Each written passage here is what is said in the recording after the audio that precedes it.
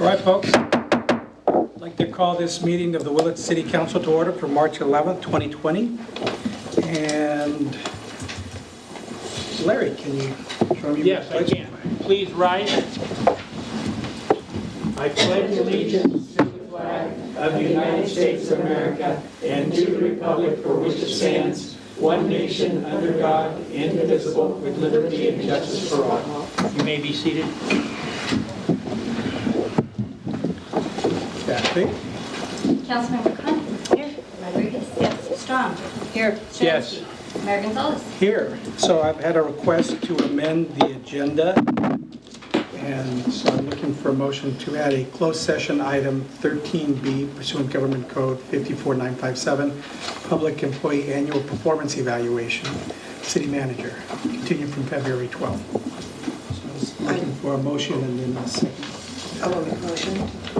Put that on to item 13B. Do I have a second? Yes, second it. All right. Any further discussion? Not. Call for the vote. Councilmember Connie. Yes. Rodriguez. Yes. Strong. Yes? Stransky. Yes. Mayor Gonzalez. Yes. All right. Public communication, item 2. Council welcomes participation in its meetings. Comments shall be limited to 3 minutes per person so that everyone may be given an opportunity to be heard. To expedite matters and avoid repetition, whenever any group of persons wishes to address the council on the same subject matter, the mayor may request that a spokesperson be chosen by the group. This item is limited to matters under the jurisdiction of the city council which are not on the posted agenda. Public criticism of the city council, commission, boards, and agencies will not be prohibited. However, no action shall be taken. Do we have anybody from the public that would like to speak? Step forward and come on up here to the podium and state your name. The mic is just for the TV. So. Okay. Well, I'm Teofil. And this is Alyssa. We're part of the same club from Willits High School, and we started Could you it. state your last names also? Oh, First I'm Teofil Davis, and this is Alyssa Conrad. Oh, I'm Alyssa Frazier, actually. Alyssa Frazier. Okay. Anyway, we come from the Willits High School from the Interact Club, and we started about a month ago, and we're a community service-based club. So our first question is, what tasks do you guys want to accomplish as students in your community? And someone in our club said that they want to put a water bottle filler for the community to have. And we thought maybe that might be an interesting idea, assuming that it's renewable and it's also in this age of people being afraid of catching sicknesses and stuff like that. It's also a cleaner way of getting your water. So we were wondering what ways we could go about getting that in our community.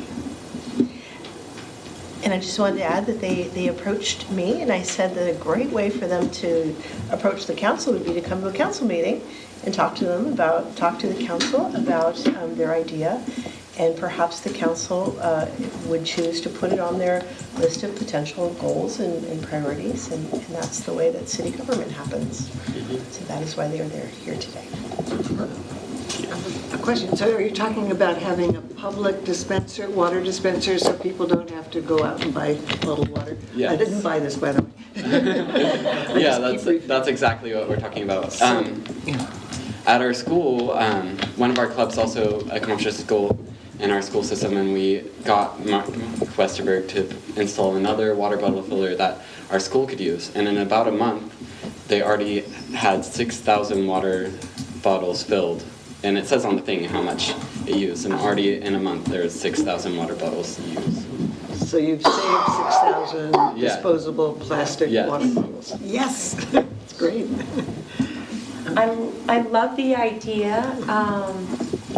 What I would like to see, because we're not really supposed to comment, is do you have access to our emails, or do you know where to get them from? No, we do not. I can do that. I can help them with that. Yeah, if you could reach out with just a recap of what you said, that'll give us an opportunity to give you some ideas that we might have on how to achieve that goal. Okay. Yeah. Thank you. All right. Okay. Thank you very much. Thank you.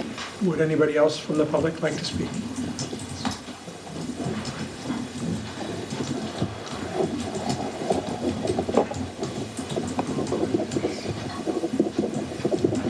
Hi, Pete Swanton. Working with Tony Madrigal a little bit up until just 10 minutes ago. Looking at on the subject of signage, one of the things that we realized that maybe we're missing the point on is with now Costco being open, and even before that, but Costco seems to have elevated this. When people are coming from Fort Bragg, they're going south, not really realizing, and we're getting more traffic that way, it turns out, because when people come from Fort Bragg to Costco, they come through Willits. So we're thinking, okay, and I know it's been discussed before, how do we get people to, at the light, at Highway 20, turn left? And we've come up with lots of different ideas and different stages and different things that we could possibly do. But we're thinking the quickest and easiest, something that would happen, fairly quickly in phase one, is just a really nice sign that really stands out. And Tony's got an example of a really nice one from Fort Ross that is very clear, very concise. There leaves it's not ambiguous at all. It's like, wow, this is really nice. It's beautiful. We would incorporate it, of course, and that's mostly with the colors and the size of the sign. We would incorporate it to, be beneficial to us in what we're trying to do. It'd be basic, food, dining, entertainment, maybe a skunk train hotel, but not having too much, so it's not too busy is the key. And placement, of course, would be critical. You don't want to put it right at the light. You want to do it ahead of time, maybe a quarter mile or so. We're not really sure, but that would give people a chance to think, hey, maybe we want to try this out. Now, the green space, of course, is where we had in mind, and of course, that we know is owned by Caltrans. So, there's a cost issue. We're just trying to get, as many people to donate materials, and I would assume they would want to see engineering on a sign like that, I would assume. Maybe we could get somebody we've got somebody in mind to engineer it for us and then put it together. So we realize that is a hurdle, but it's not a huge hurdle. And I think basically what we would say to the city is, what we would need from the city is to, somebody like Dusty with his extra time and not much else to do, could maybe approach Caltrans and say, hey, we want to do this. If we could get the city. Pete, I think that belongs to us if you're thinking of the park area there. What's that? The green strip? Yeah, that is another one that we discussed. It would be nice to have that as a, the green strip is, that is, This is actually a topic, this exact sign is a topic of discussion in Revi Ed and the sign committee, and we've been discussing it for the last 2 years and 7 years. Okay, so 7 all the way So to much the for entire relatively length? quick. Yeah. Oh, excellent, because Tony was just telling me that it was still, that would be a hurdle, so that wouldn't be. His drawing is something new, the pictures that he's taken and stuff, but it's been a discussion, and last year we were hoping to fund it. Yes. But when we did our budgeting, we had to do some compromising, and we went with the signs at the 2 south ends of the entrance to the city. Okay. So we haven't forgotten about it, and we Okay. hope to be able to possibly fund that next year. We'll have to see. We're running in Okay, the so, red, but I mean, as far as funding a sign, Yeah. he and I would come up with an idea where the money comes from, but can we get permission now from the city to be able to do that? Well, I think that's something that we probably ought to direct you to talk to staff. Okay. So, because we really can't get into discussion Yes. here right now. But, Okay. But maybe, We can talk to me, Yeah, call me. good, we'll do that. I'll be in touch. would anybody else like to talk about something not on the agenda? Is this for public speaking? Yes. Public comment, yes.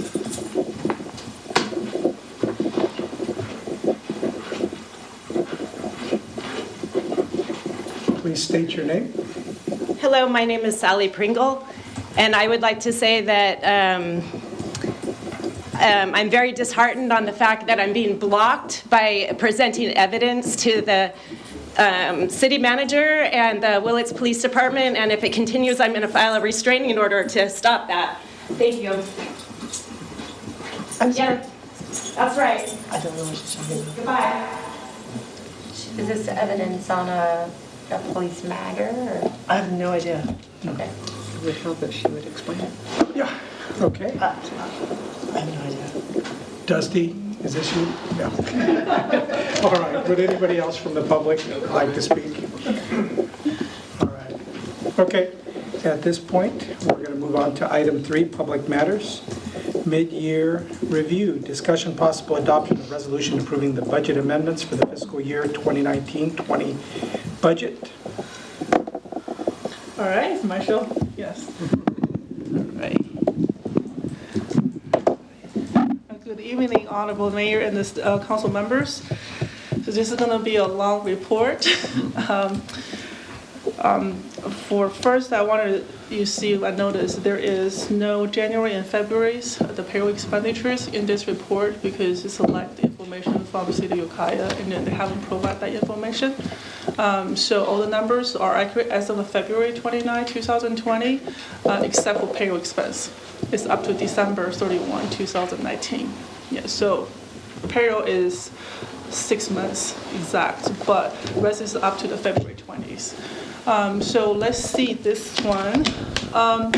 OpenGov, we pushed it out not long ago. Now we can use that as a report. So this is the citywide as a revenue. This is the whole citywide revenue. As of now, on the 2019-20 actual, we are $7.3 million versus the budgeted $14 million. So a little bit low below what we projected. It's right here, the number is 7.3 million.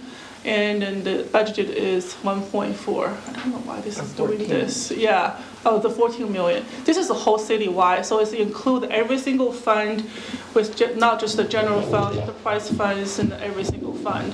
So if we want to look at the general fund on this, just kind of, where the mouse goes. Okay, if we want to look at just the general fund and there, right here, just do the general fund. This is the general fund number as of today, and we have, you can see the whole historical data in here. As of now, we have a $4.79 million versus, oh no, that's the 1819. Yeah, it's very hard for this big screen. Yeah. Sorry about that. So we budgeted $4.8 million right now. 1819 actually is $1.8 million. So if we expounded all of this, for tax part, sales tax, we're right now at $622,000 out of the $1.6 million. It's a little bit down when compared with what we projected. This number is actually as of December. Do we know where we're down? Well, I think what I compared last year this time, we're about close to like $80,000 Down. yeah. And do you know in what Causing it. businesses or what? What category? Right, we don't have the meeting with we haven't had the meeting with the sales rep yet for, no, sales tax consultant, I would say.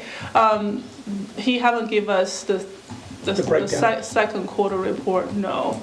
So, but for what I'm thinking out loud is, because last year, this time for the first 6 months, there are a lot of activities around town. There are several big events like several fires, and also we have a heavy construction going on for Caltrans on the main street. So those are the factors boosting the sales tax.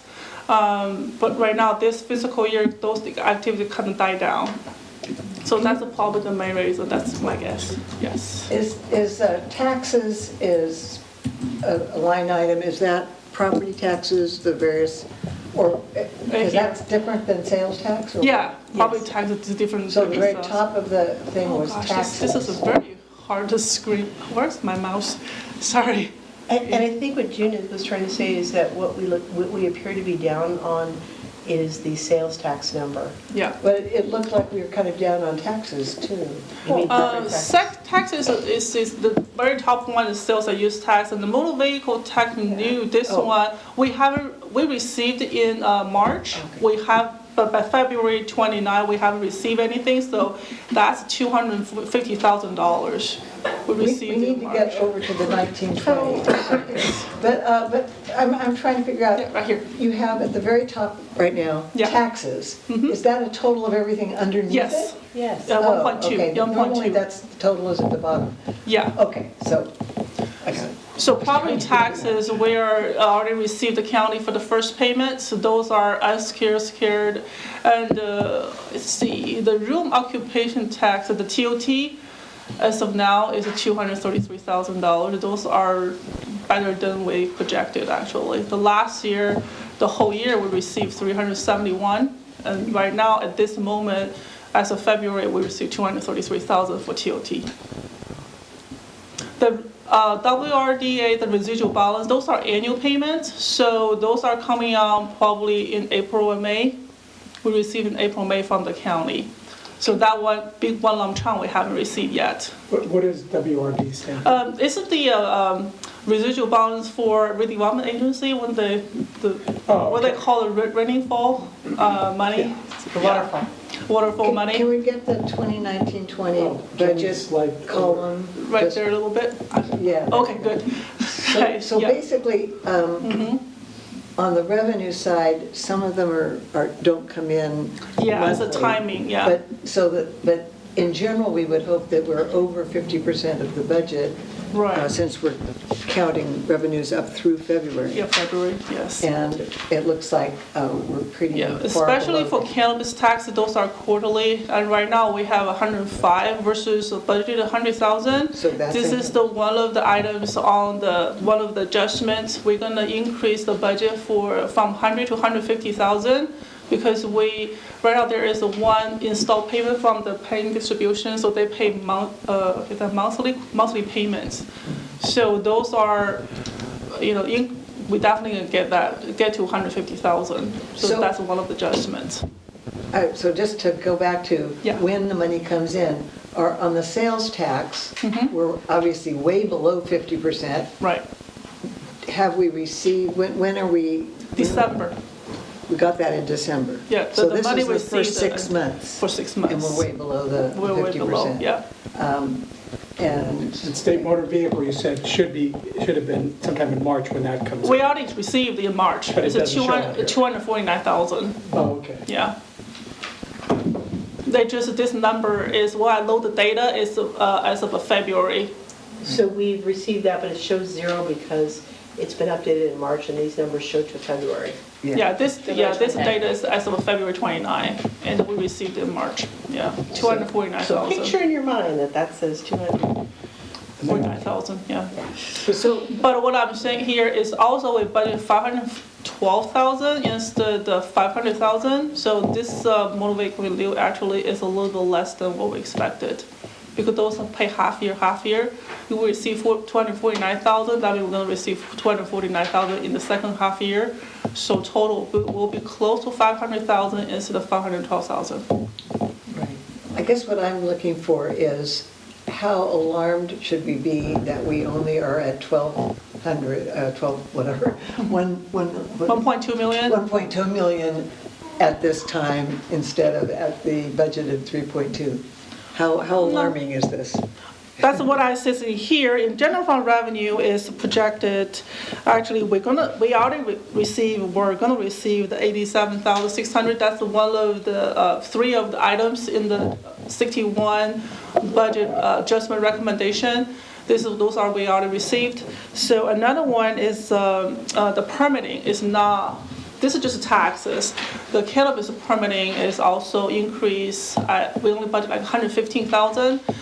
Right now, we already have 118,000, so it's very easily to increase to 150,000. So there's another, 35,000 in there. So at this moment, on this one, overall, what I see here, we will be down a little bit compared to last year, but not by much. I'm not too worried about that. No.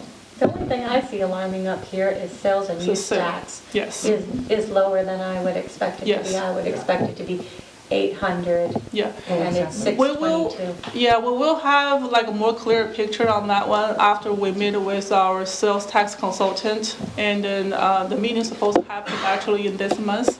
And they will give us a breaking down and what's surrounding area also, how they do, and what's really, which category was to go down. Like if the restaurant, is the transportation, or is what type of business actually went down. When can we expect that report? So I have an idea. Is that, He actually tried to meet with us, but he told us, he tries to hit all of Mendocino County and basically told us the day before, oh, by the way, I'm going to be in Willits tomorrow. And that doesn't work to us, and that yeah. didn't work. Because I think it was even on. Yeah, I was. But he this- did this send us month. some, Right. we need to call him. Yeah. He did have the number, so it is hard because one of the numbers, it's not just straight sales and use taxes, but another component of this is also, there's a grouping of money that comes from the lawsuit regarding the Amazon and online sales. Yeah. And that makes a little bit of a The bump too. Wayfair, The Wayfair decision Wayfair money. lawsuit. And so that will yeah. that has not reflected that as well. Yeah. And so that And is, does that go to the county from, that goes to each state? city. but I mean, does it come through the county to us, or does it come from the state? That is a good question, where Wayfair money comes. Because it's a brand-new pocket of money. And how much money were you expecting as part of that budget number that you thought would come from that Last year, source? we did about $63,000. Right. That's the last fiscal year. And But did this you year, budget about that much in anticipation? last year, not until the last moment, mid-years. And then I think we did counting that as a budget revision. So we're expecting approximately 63,000 from that same source this year, or did we budget that it would go up? I didn't budget that at all for this At all? fiscal year, no. Okay, Because- that's what I'm Yeah. looking for. Because it's a sort of a new thing, Okay, we were told, be careful with that because it will fluctuate. I'm okay with that, I just want to understand when it does Yeah, you just come want to make sure in. we didn't budget Yeah. high and Yeah. it's not coming in. The sales tax number actually is projections provided by that sales tax consultant. He said that this is regular, 1% sales tax, another one added together, the 179, the Prop 179, that sales tax. So those two together, actually, he gave us that $1.6 million. He said budget this number. That's what we put on the Does that- budget. But it's not counting that lawsuit So money, the no. budget does not now have any money coming in from the internet sales taxes, is that right? Our current budget. Our current, We adopted. the We're talking about adopted the- 2019, 2020. I am not sure. It's so, mid-year is so hard because we get sort of pockets of money here and there. We're not always sure where it comes from, so mid-year's hard. But we're talking about what's in the I mean, budget. it just is, we sort of can just tell Yeah, you no, what I think what she's getting at is, did we budget for that Wayfair? No, not that, no. No, nothing's budgeted. So if some money comes in before the end of the year, that's going to be a nice surprise. Yeah. Well, Will you be at the meeting with the sales tax representative, whatever you're calling him? Yeah, if he come in, I don't know what day he comes, so, yeah. Or we could actually just call him and set something up, and we don't have to have him here physically. Okay, But yeah. he is in Sacramento. He's in Sacramento, but he's all this county from like Roanoke Park to all the way here. That's all of his area. What else do you have for us? Yeah, of course. This is the franchise license and permit category, and then I just expanded a little bit more. So you can see right now, I made a little bit boo-boo in there. The business license category actually include the cannabis permits. So that's I coded account wrong in there. So you see the 112,000, that's include the marijuana permits. And was it included in the budget? No, the actual money. Okay. Because we budgeted like 146, we already have 112. The number looks awful high. So that you're saying that number is Some- actually supposed to some- be down below in permit fees, medical It's cannabis? part of it, not all of them, but part of it. So because there was account coding, I didn't find out until now. And then also there's another part of the permit plan check fee in there. You see the budget is like $180,000. That normally is 15,000, 25,000.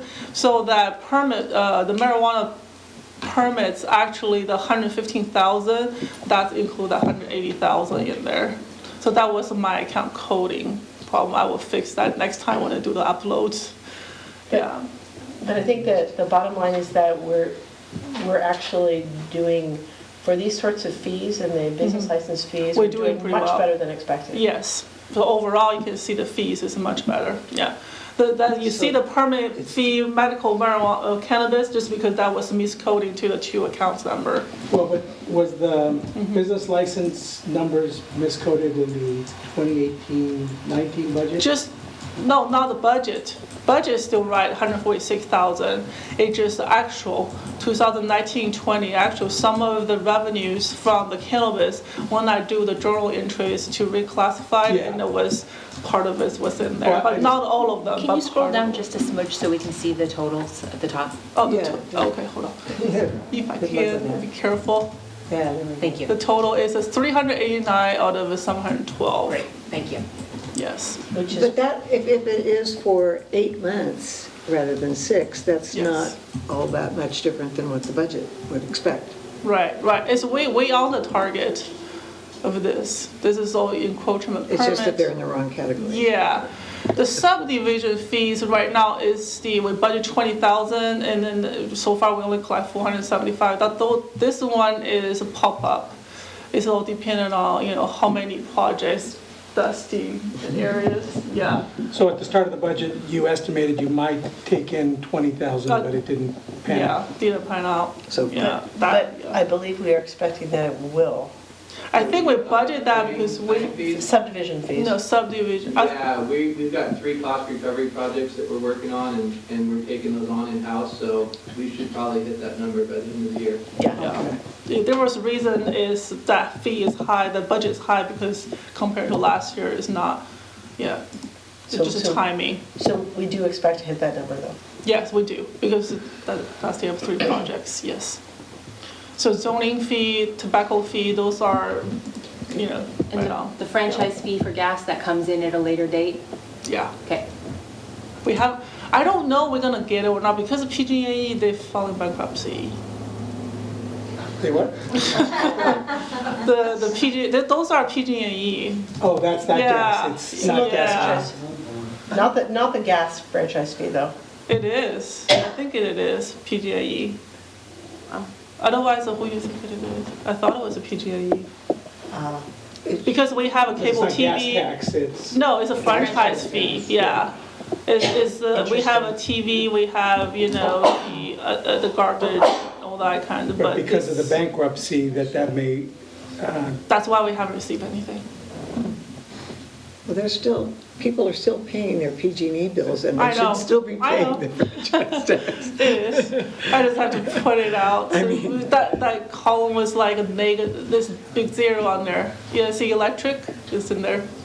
Yeah, the electric has gotten complicated because of the Sonoma Clean Power Yeah. arrangement apparently didn't include the franchise fees, which should have, and Yeah. we should make sure that we are pursuing that. But the gas should not be an issue. That should be, And I actually had a nice conversation with Sonoma Clean Power. Talked to me about that because I mentioned that as a concern, and they said that they wanted to help us work on that, which was very nice. What is overhead and administration? I noticed a 0 there. What does Hold on. that reflect? Let me go up a little bit. So, charge for service, the overhead administration is, like me and the finance department and the city budget departments and also police, also for Dusty, the economic development departments, we all general fund departments.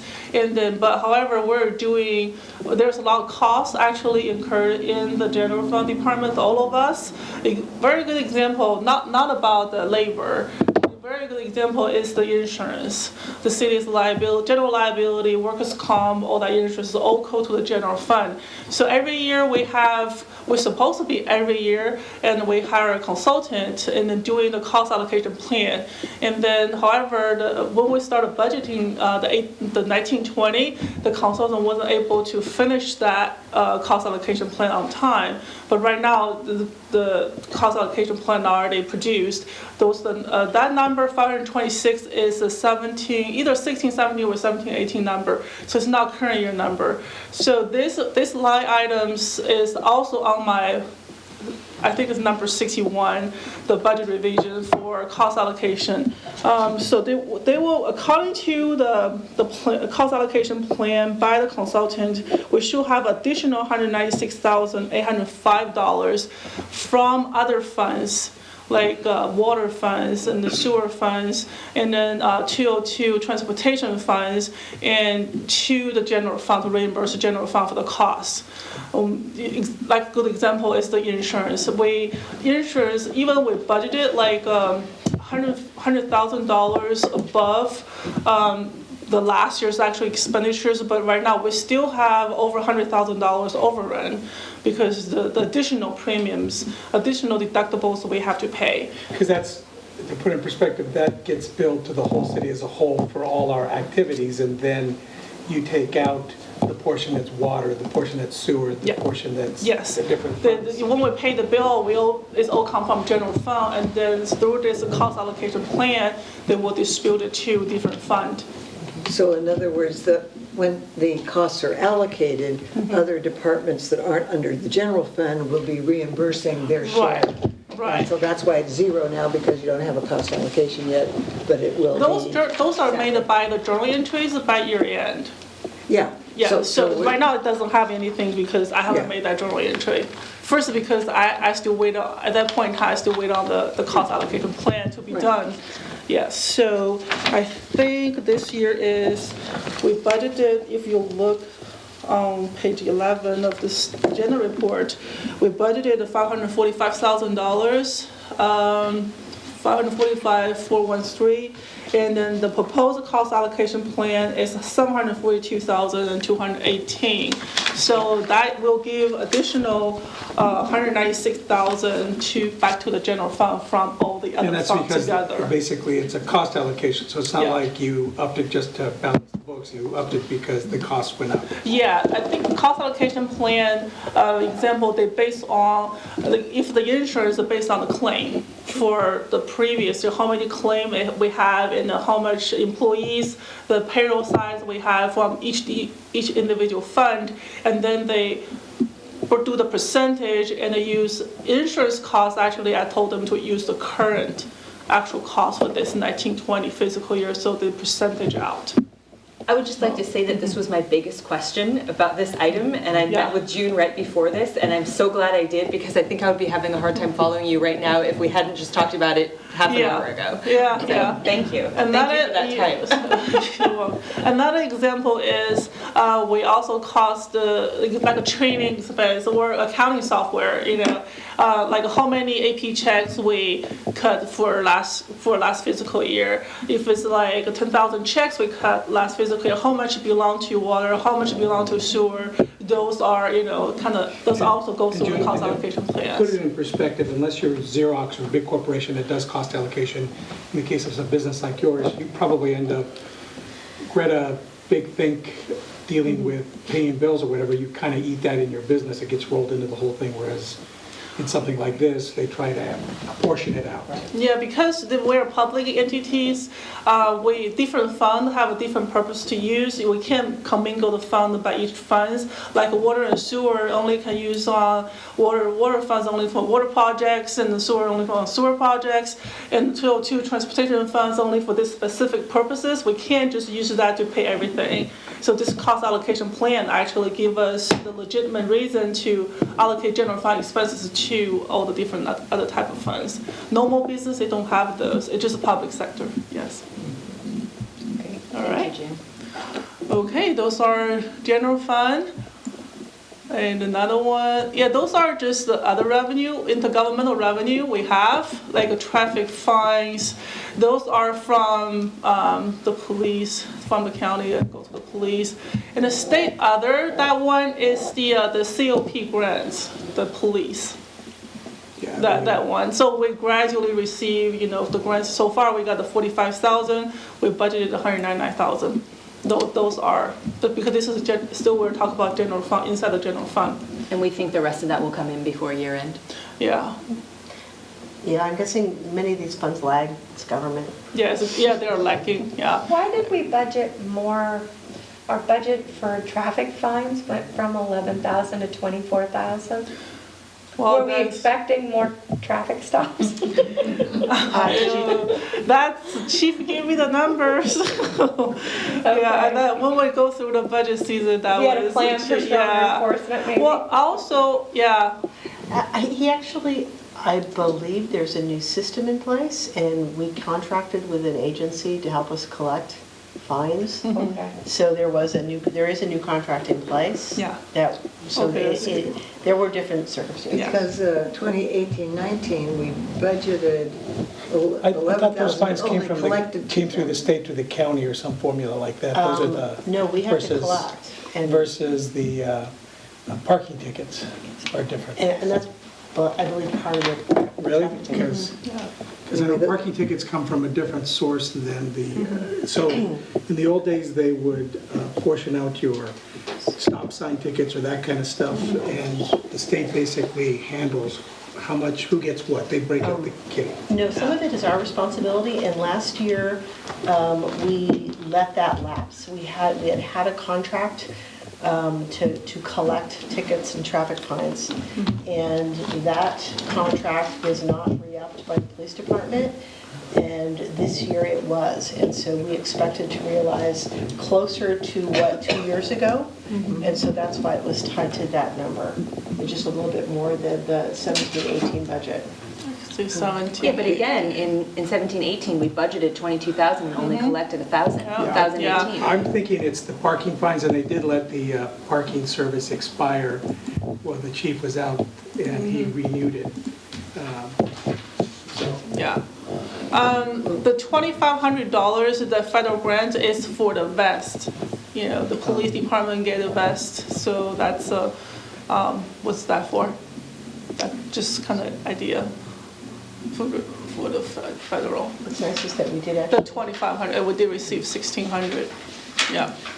but we are actually at 9,000 of the Yeah. traffic fines, so we're getting there. Yeah, the miscellaneous revenues is just something we kind of now budgeted for. One of the things is actually in my mid-year is the $35,000 we received for refinancing the success agency bond.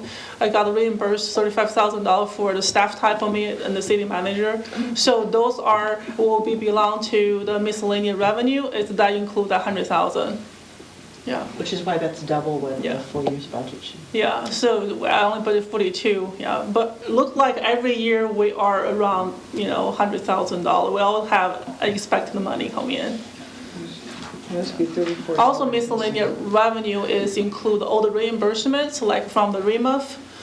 If we go to conference, REMUF reimburse of certain expenditures, and post, if the police go to post trainings and the post reimburse certain expense. So those are in the miscellaneous revenue, the items. It's all sorts type of reimbursement.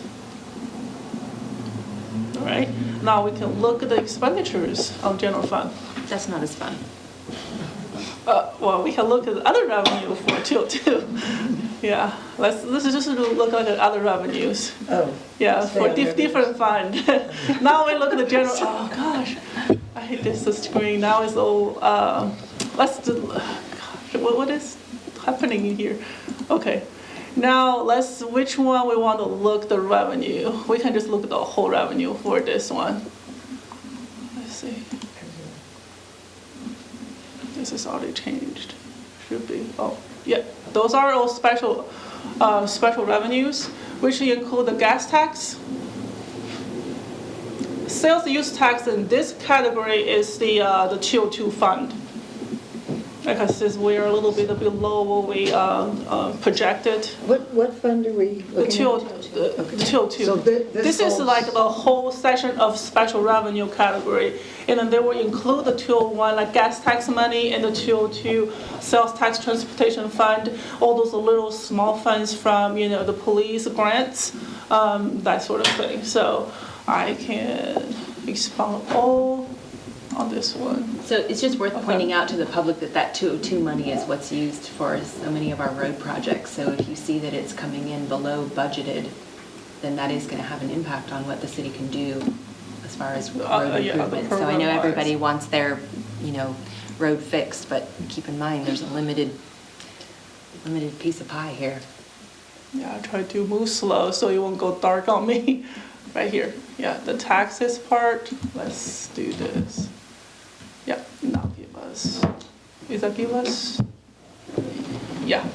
So total taxes, there's only two taxes in this category. One is that 202 transportation sales, like half-cent sales tax. Another one is the gas tax. pointed out here is the SB1 money, and then initially, because during the budget season, we talk about where we didn't meet the $300,000 requirement from general fund contribution for the road and maintenance, so we're probably not going to receive this money. I talked to the state controller's office. For this year, we're still going to receive the allocation, which is $100,000, but in next year, they will reduce, after they do the audit, the state do the audit, and they will reduce the allocation from the future years. So they will not let us pay back the $100,000. So that's why I put $100,000 as a budget adjustment for this year as a revenue, because they will not let us pay back. They're just going to reduce from the future contribution. So right now, we receive the $45,000 out of the $100,000. Yeah, we will receive the $100,000. So going forward in future budgets, we will have to indicate that it's going to be a lesser amount coming in from the state. Yeah, but another tricky point why I talk to them is this after they do the audit, when we don't know when they're going to do the audit. Oh, so we might not have the right number for next year's budget. Yeah, we probably can still budget for the allocation for the whole amount. And if we don't receive, we'll adjust at the mid-year. That's my recommendation. Yeah. But if we receive, we just waste money out of there so we can put it into the projects. I had a question. So this year in our budget discussion, we talked about, and what you're talking about is matching funds, and the fact that we decided not to use general fund as a matching fund to leverage more SB1 funds because we simply do not have the money.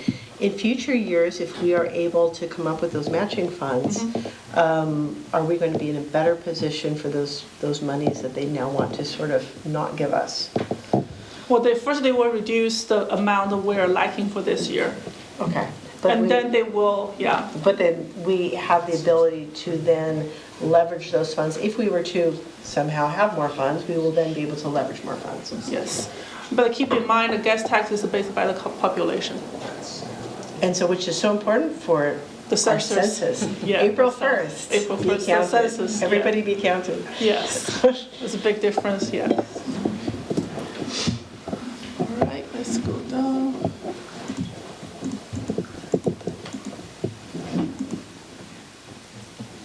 Right, so just those is very, it's nice charge for services. Those are other services, so like it's a hard to see from here because it grows by the type of the revenue. But if those majority is from, I would say the police, the special program, like we do LEAA, give the youth group for 5,000 here, 5,000 there. So those type of giving out for the other services. Can we scroll to the end again so we can see the actual? Yeah. Yeah. Yeah. Those are revenue. So we budgeted for that reason. Yeah. This is broken down by fund. Yeah, here we go. So broken down by fund will be a lot easier to see on this type.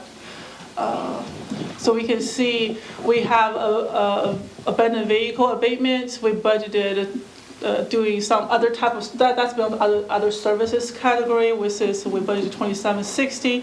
Actually, we collected $7586 from those are grants. Yeah. Same thing for the LEA program. And also we budgeted receive $18,000, but so far we haven't received anything. But however, we ought to give out like about $20,000 out for the community from last year's allocation. But we're expecting those funds still? Yeah. But police chief says we should not budget it. Why? It's already in the budget. It's already in the budget because I know we're gonna do the program because he already have those invoices out, the donation out, not The reason invoices is that out. you never know what you're going to, Right, what they're going to seize, and we get a set amount based on a formula. right. So it's kind of like, I guess I'm confused because she said, the police chief said, don't put it in the budget, but I see it in the budget. Yeah. If it's in the budget, we're counting. So the police chief didn't want to budget it, but we did. Some fund, Let's put it that way. see, It's a trust fund anyway, Because so it doesn't affect the general. if the money It doesn't just come was a weird in, statement. that's fine. But at the Yeah. same time, it's our responsibility to Okay. budget for money that we believe that we're going to get. Because if we spend money that's not budgeted, that is a bigger problem. right. So we want to Oh, make sure yeah. that All the money, before they can be spent, it had to be budget. Otherwise, how, you guys have to prove we can spend on certain type of activities, and then even the program, youth program, what about the soccer team, there is other team, and then which program you want to support, and it all come from this. This all council had to be authorized on that one. So those are the special, those are little things you can see right there. Majority is all police, like the restitution program, there's nothing in there. The DNA cost reimbursement, we did receive $4,500, but we didn't budget anything. Abandoned vehicle abatement, same thing, way over. But this budget, there is a budget adjustment based on the expenditures. If we have expenditures above that, we already spent. Example, like the restitution money, we already spent about, I think there was 80,000 was request on this in this budget.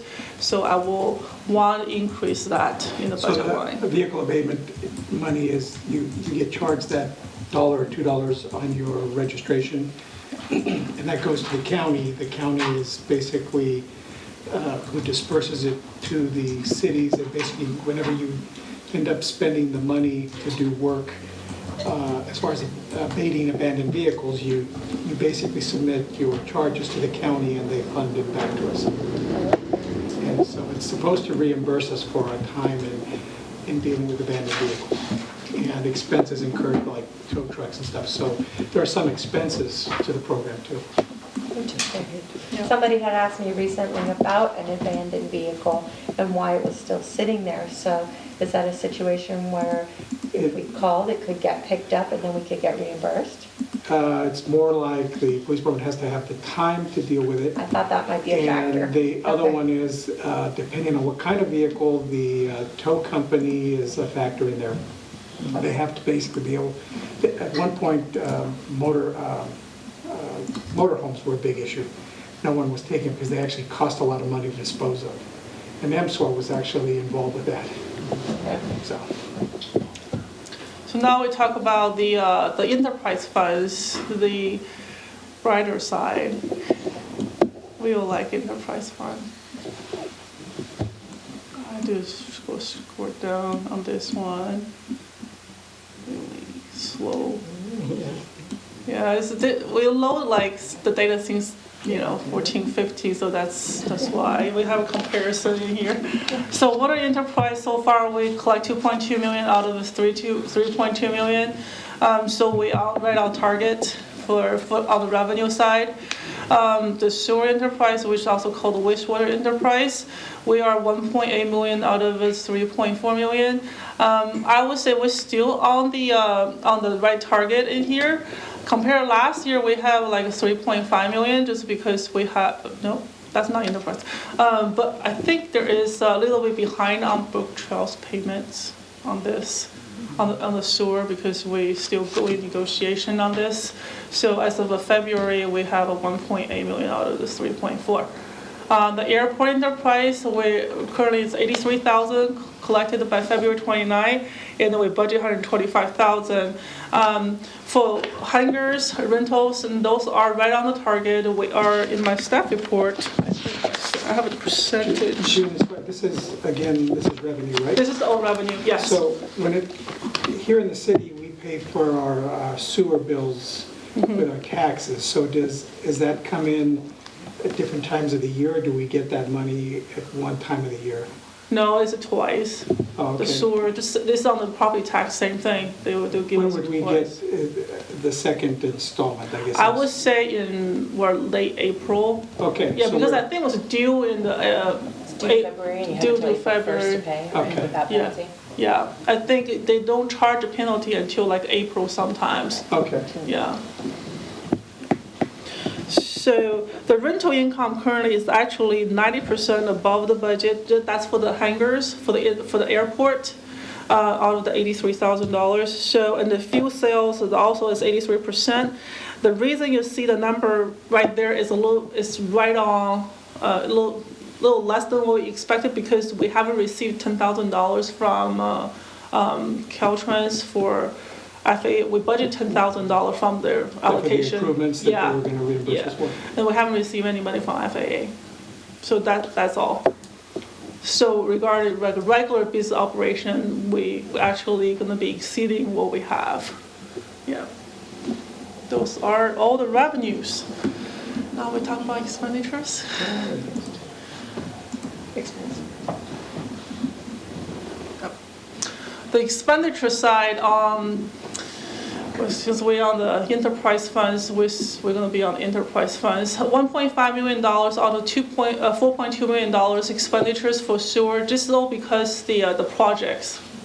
We're still showing the revenue, right? No, it's expenditures. This is expenses. This is expenses, yeah. Okay, sorry. Didn't see It's that. looked close to the revenues, and that's a good thing. Oh, yeah. Sorry, this thing is just driving me crazy on the black mark in there. All right. Yeah, all the water funds and the sewer funds, their expenditures are way below the budget. It's all because of the CIP projects. Yeah, so a lot of the capital improvement projects, when we budgeted, we have about 60 projects during budget season, but a lot of them are right now. We haven't spent any money on. I guess the engineer can give you a recap on what's going on with those CIP projects. But so far, that's the main reason we haven't spent what we expected. And I'm just going to dive in. So CIP projects are capital improvement projects, and they're construction projects. They can take anywhere from 2 weeks to 10 months. And they're not payable until, the end of the day of many of these. And so you're not going to see the big money going out until the end of the budget period. And so it's really hard to sort of calculate it because it's not a steady stream of money. And so it's going to make more sense towards the end of the year. But so far, it is on track. Yeah. If we look by the department, now let's just see. If we just look by the capital right here, you will see because those have everything. If I just want to look by the capital, those are the that's everything in there. Didn't one of these, one of these charts actually on page 9 in your report, doesn't it look like the capital improvement projects are going to be over budget? Yes, a lot of them are over budget right now. That's what I listed on my request. There's a whole block just for the capital improvement projects. Those are as of February 29. I see there is a budget overrun on those projects. That's why on the mark it says either cover existing expenditures. But however, there's a lot more projects we haven't even started yet. Example, I'm not talking about the engineer. For one thing I know is the vehicle replacement program I set up with the police departments, so replace the police vehicle. And then because the state, they have a bulk of purchase ahead of us, so we wasn't able to purchase the vehicle we wanted. Or lease purchase the vehicle we wanted. So those we budget like $45,000, but as of now, there is nothing there. We haven't spent anything. And same thing for a lot of the CIP projects, which is water and sewer, Worth Street, because of, I guess, the staffing issues. Some projects just haven't started yet. It might be helpful if Andrea could explain the question that I'm getting to. I know we are going to go over on some of our enterprise fund capital improvement projects. And I think maybe Andrea can explain that a little bit. Do you want me to go through the list? Maybe if you can give us a broad brush. Can I just, so far we've just been dealing with the report of the numbers as we stand right now. And then we're going to get into improving all of these lists of changes. So I'm just wondering, and I'm also mindful that there are some people here who want to talk about priorities, and that we're been taking a long time to do this, so I'm just not sure how to keep our time efficient here so that we get through these items. Well, I'm assuming you're just going to give us a Reader's Digest version before we get to that point, is that correct? Yeah, would you like me to do so now, or wait until we're going through the budget everybody's- requests? To me, it makes sense to do that when we get to the request for budget changes. That sounds good to me. That's what I was getting at. Okay. Yes. I think there's maybe I know, things are both ways. But, okay, let's do that. yeah. And that also just, again, in view of time constraints, is to, Let's just talk about the general fund, because this is what we're mainly concerned on the expenditure side, and then we can go through, Andre can go through the CIPs. okay, About great. that, yeah. And then if you have a question on any of this 61 budget adjustment, and then we can talk individual one. So this is just for general fund. Oh, what's this? A little bit more back category. Oh man. Down, there you go. Right here, the actuals. So I want to expound more on this one. Just expound it all. No, I don't. Could we do it more like departments rather Yes, we than- can, yeah, so Okay. that's why I would try to do this first. Make sure we're in the right screen, and then before I do changes. Yeah. Yeah. All right, which department we go on first? Do we want to go the public safety ones, or finance, or let's go the public safety, because that's our biggest budget expenditures in here. So this is all public safety. So salary and benefit total, at the beginning of the year, we budgeted $2.2 million from general fund for the police departments.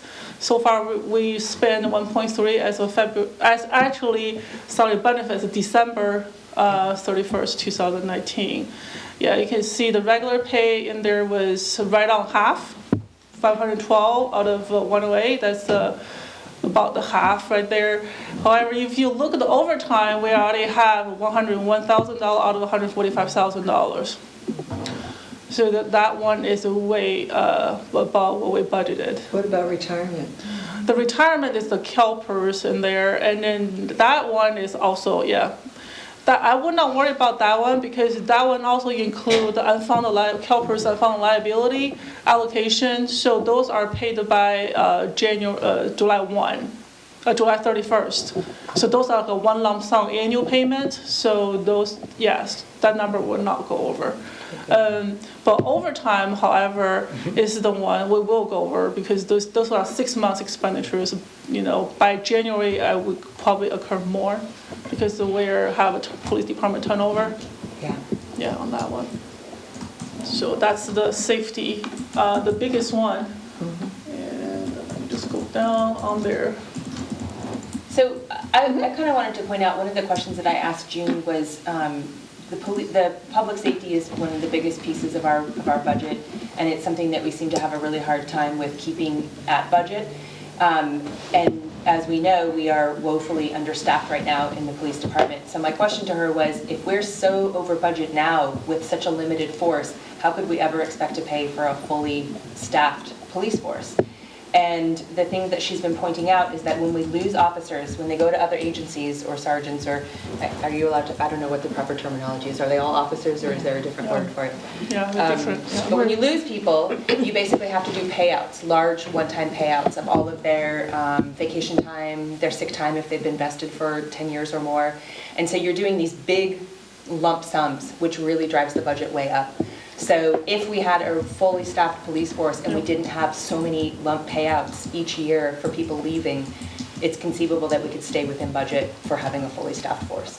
Yeah. So that put me at ease to know that this isn't just totally untenable with only, a pittance of people in the department right now. We would also have less overtime. Yes. Right. Yeah. Right. Reduce And overtime. lower costs on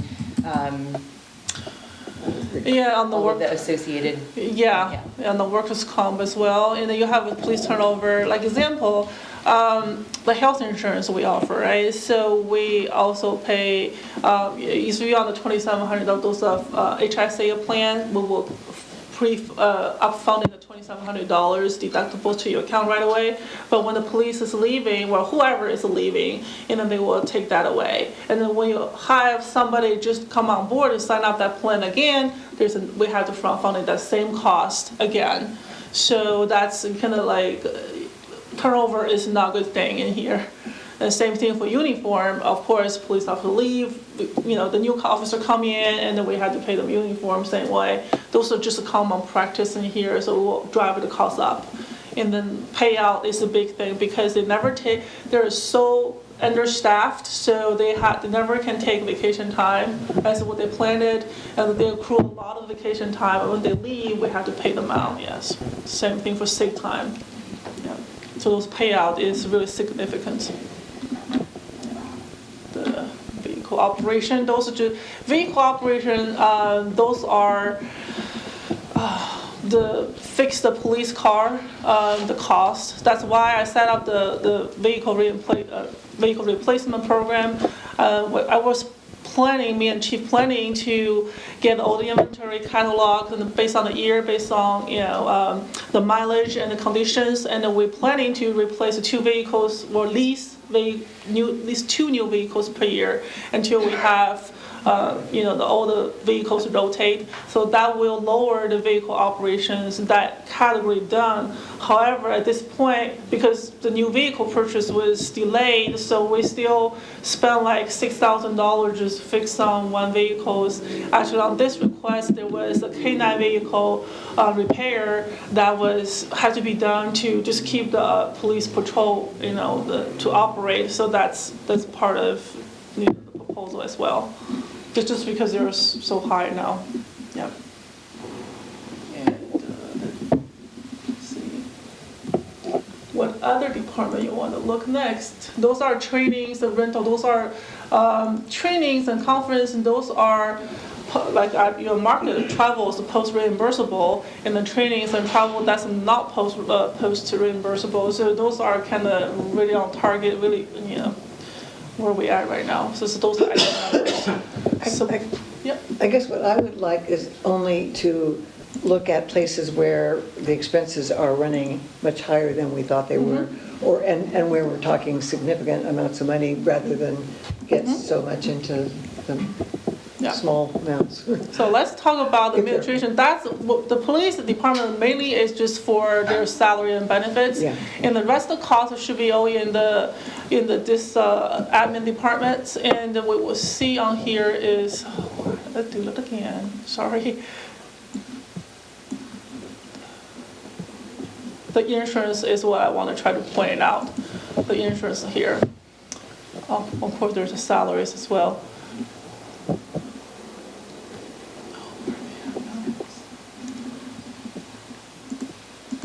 So, is this the administrative department? Yes, this is the last one we're going to talk about it, and then we're down to my presentation, so you can talk about each individual items.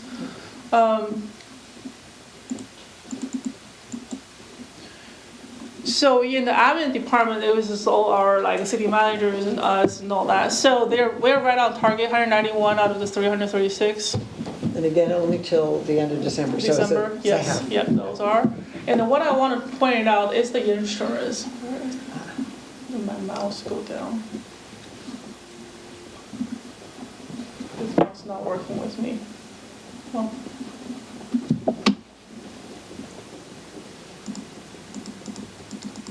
The insurance. So right now you can see we budget $395,000, and then actual costs are already $486,000.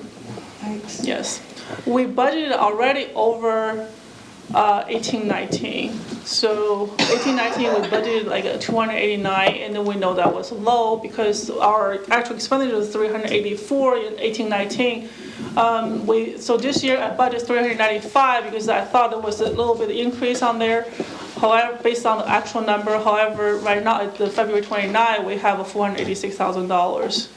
So those are one of the budget items that were proposed. Do we think that paying that extra $110,000 that you allocated for the insurance, will that be the rest of our insurance costs for the year, or are we going to be surprised by something else? You never know. We get, I feel like I'm constantly surprised by REMF on increases to our, and what we're talking about here is property insurance, fire insurance, flood insurance, all of our casualty insurance. It is a moving target. They say that the end is not in sight for increases to property insurance, particularly fire insurance in this part of California. It's terrifying what insurance is doing right now, the insurance market.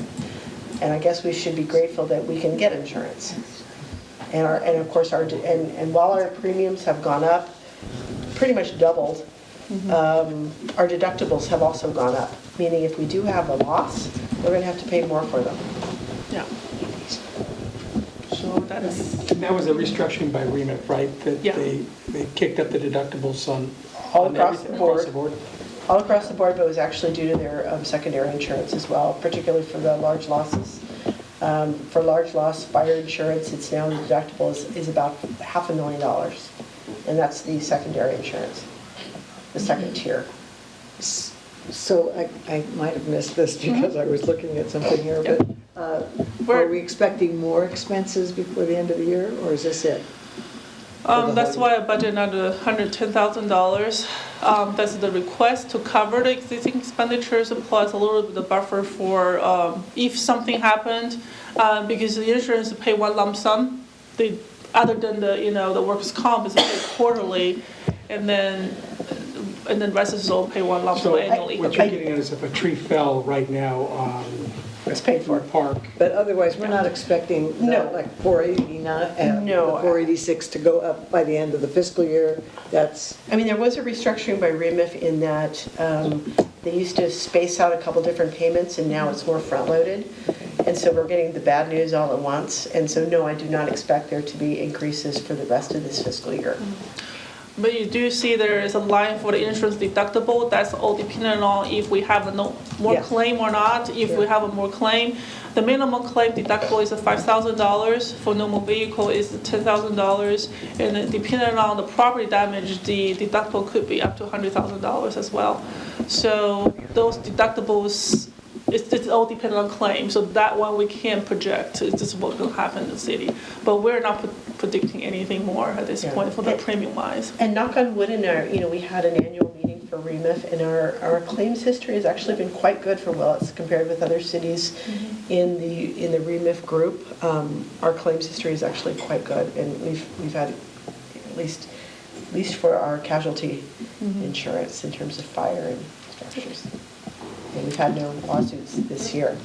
All right, that's good.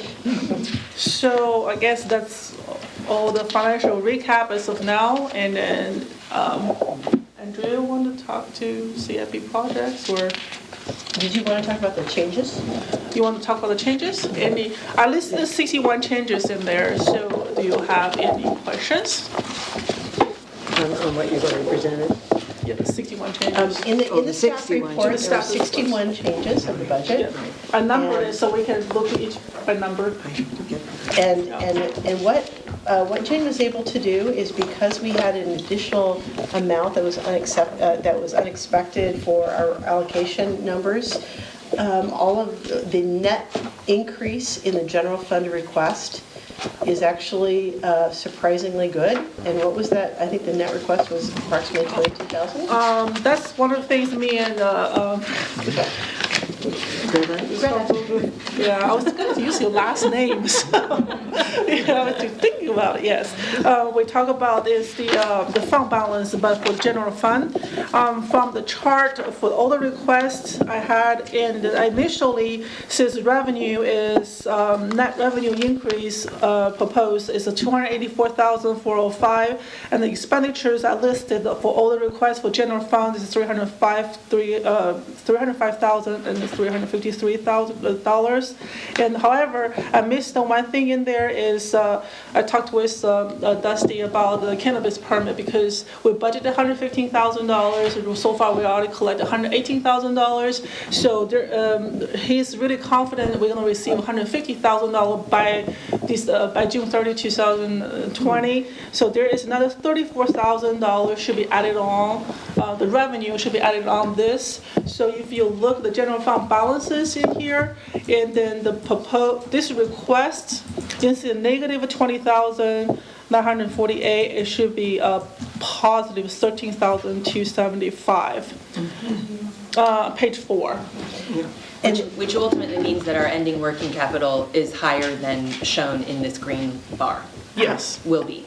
It will be. So you see the $1.6 million will be 1,710,673 calculated again. So it's going to be increased general fund balance. However, I do have a however, unfortunately, and one thing that we didn't discuss with June at the last meeting, we actually passed a resolution, and that was that we were going to share our cannabis taxes with the fire department. And that was going to be after expenses and after 7% administrative fee, that 25% of the net taxes would go to the fire department. So But that's the excise, that's not the permit. and it's not the permit taxes, but in terms of the bottom line and the cannabis tax income, Okay. we've got a bottom line issue. Yeah. And so I would throw that number out there. After expenses, we did have significant expenses at the beginning of this year that would have to be deducted so that there's a net of that. And I'm not going to ballpark it right now, but let's call it, Dusty, should we call it 35,000, 30,000? 37.5. But it's minus Minus. 7% administration, minus legal fees, Yeah. minus we've So paid a 30. company. Consultant and The stuff. consultants. What did you say, like 35? Yeah, Yeah, that's ballpark. that's ballpark. So June, doesn't that ultimately then put us kind of right back to the beginning? Yeah, Yes. where we were, so we're gonna add it, Sorry. so we're gonna add it the line number, the request number 62, so 35,000 for cannabis tax share for the fire department. Right, That's number 62, we're gonna add it Yes. on the bottom. okay. So we're right back on the same number. Sorry. I just want to be honest about No, this. no. I was already thinking it, so. Yeah, okay. Yeah. So then, okay, my question to you earlier, June, was the verbiage right above this chart says that we're actually going to end with a smaller deficit than initially projected. And you and I agreed that Yeah, was it's a gonna be a mistake. larger- It's actually a larger deficit. A than- larger deficit. Right. Yes, slightly larger, yes. It's another 20 grand, 21,000, close to 21,000 larger deficit, yes. So now for the number 1 through 61 here. So here's where we, Do you have any questions on? I think 1 through 7 is easy because those are all revenues. Yeah, those are revenue side. And it's just expenditure side. A lot of I put on there because I looked the current financials, I saw there is overspending. So I said, well, we need to increase the budget to cover the cost. If I say there's a cover existing expenditures, that just means we already overrun. so when we got to, I don't know what page number it is, when it's sideways on the page here, That's the I police. couldn't read it.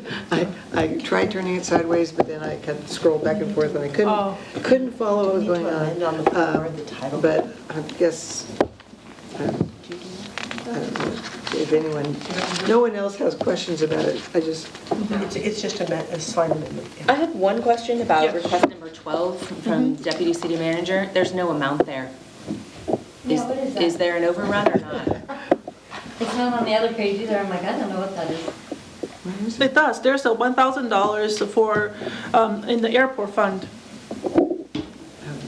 Oh, we overran in the airport fund by $1,000. That you requested that $1,000 It from doesn't- airport fund, yeah, that was overrun. What did we, Well, it says community development number 23, but it doesn't have. No, the 13, the 12 is from Deputy City Manager, which is from the airport fund. Fund number, there's account numbers on there, but if you look all the way through is on this chart, it was fund 500. Oh, and then there because was- it's not here Oh. on the big, Oh, no, this one. Yeah, on On the page readable 9, there's nothing in that column. If you expand the cell, does it show up? No, it's on the last attachment. Yeah. We had one correction that was a very minor technical correction, just in the a title change for one position. Yeah, the one position is listed as Office Assistant 3, and we really want to call it Administrative Assistant. It's consistent with what was used in the past within the Public Works world. It's the same pay scale, there's no additional money, it's just a different title. And so we're just amending that Administrative on the floor. Assistant.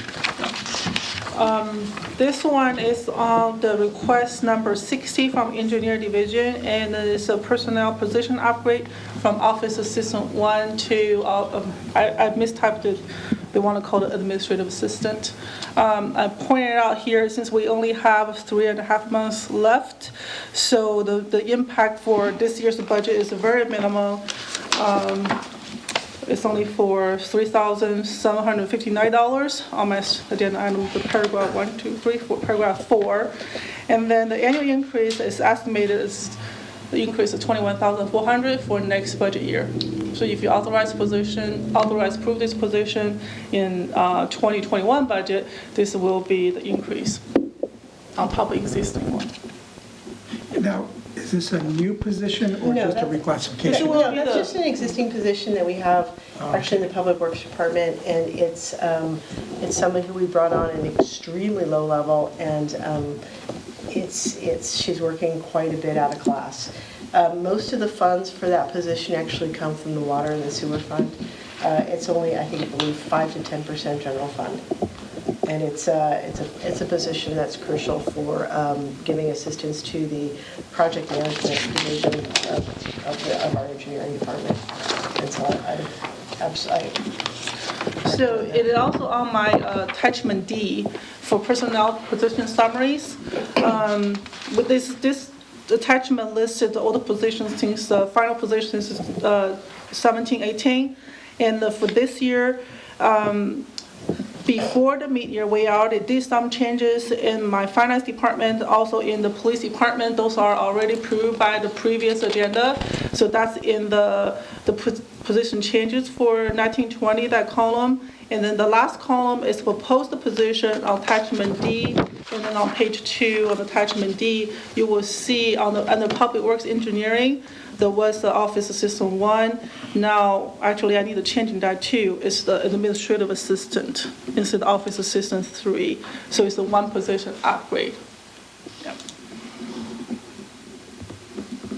Assistant, not a 3. So the numbers that were talked about before that were about capital improvement budget changes, if I don't know which numbers they are now, I'm lost, but this would be an appropriate time to clarify.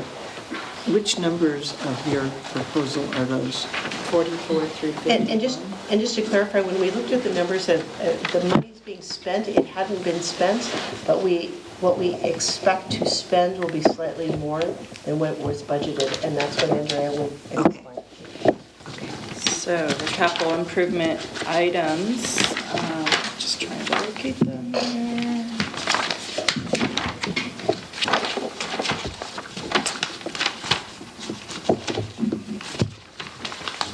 So it's on page 9. So under water CIP, item number 53, I had to research this one because we've had no expenses against Coast Street Utility Project to date. We've done some surveying, but we have not done any construction. This is actually something that was coded to this account, but this expenditure is related to the Davis Creek water line that was installed and the funds that were reimbursed to the county to pay for our water line installation on Davis Creek Bridge.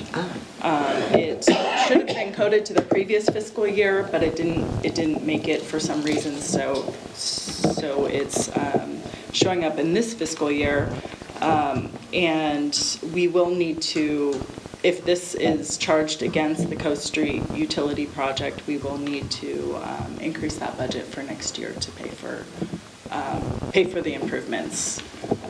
It will either come next year, as we're budgeting for next year, we will look at our priorities because there may be some projects that would come before Coast. And it got posted to the Coast Street project because there was nothing else budgeted that we could put it under? I'm not totally clear on that. Okay. So, but I do know what that expenditure is related to. And the Pine and Vicinity project actually came in overall under budget. The water budget was slightly over because we added a few additional items along the way.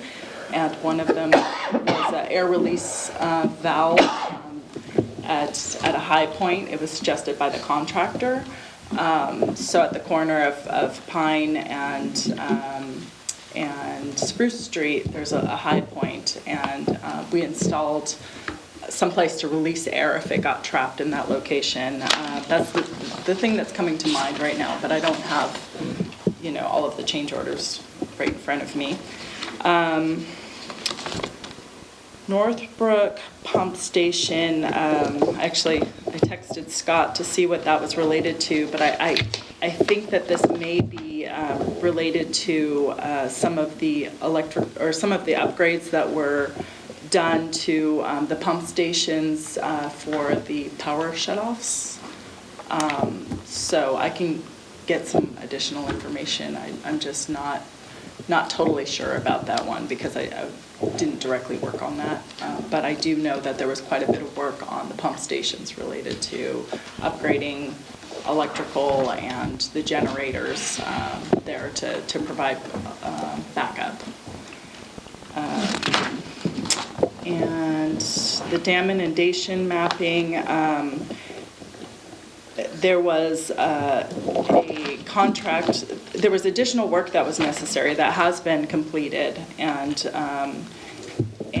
it was surveying the bridges between the dam and going down into the valley, the flood zone or the path of inundation.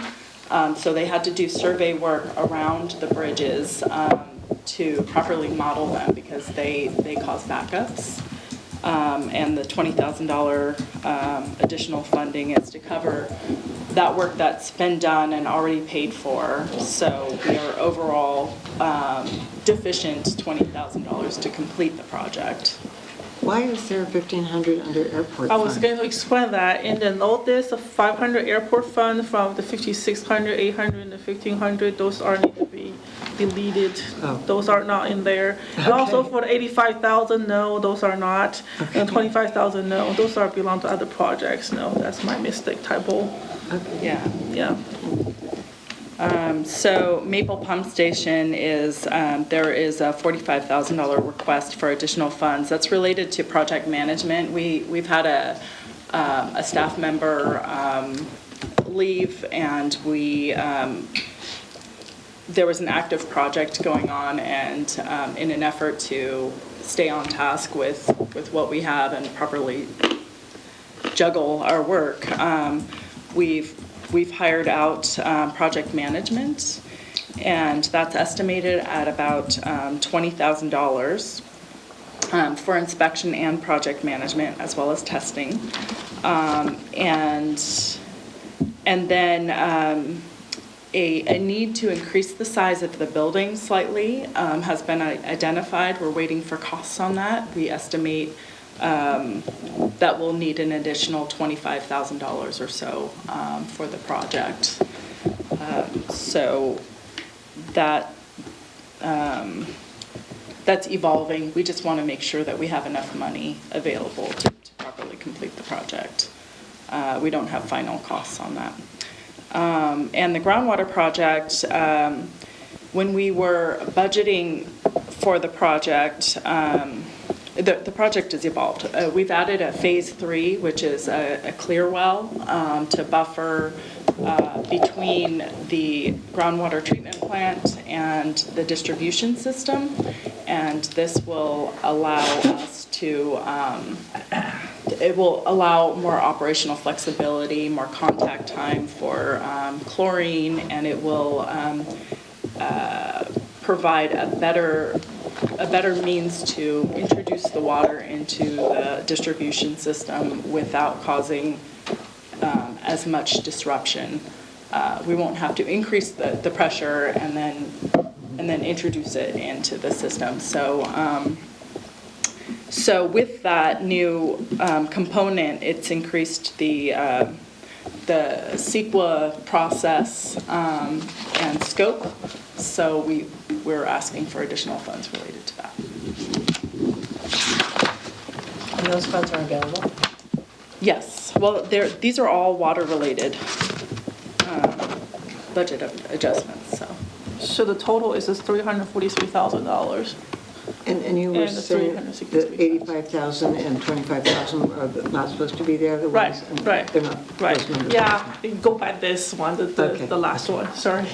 When I copy paste, sometimes just my stuff in there, try to fit in the page.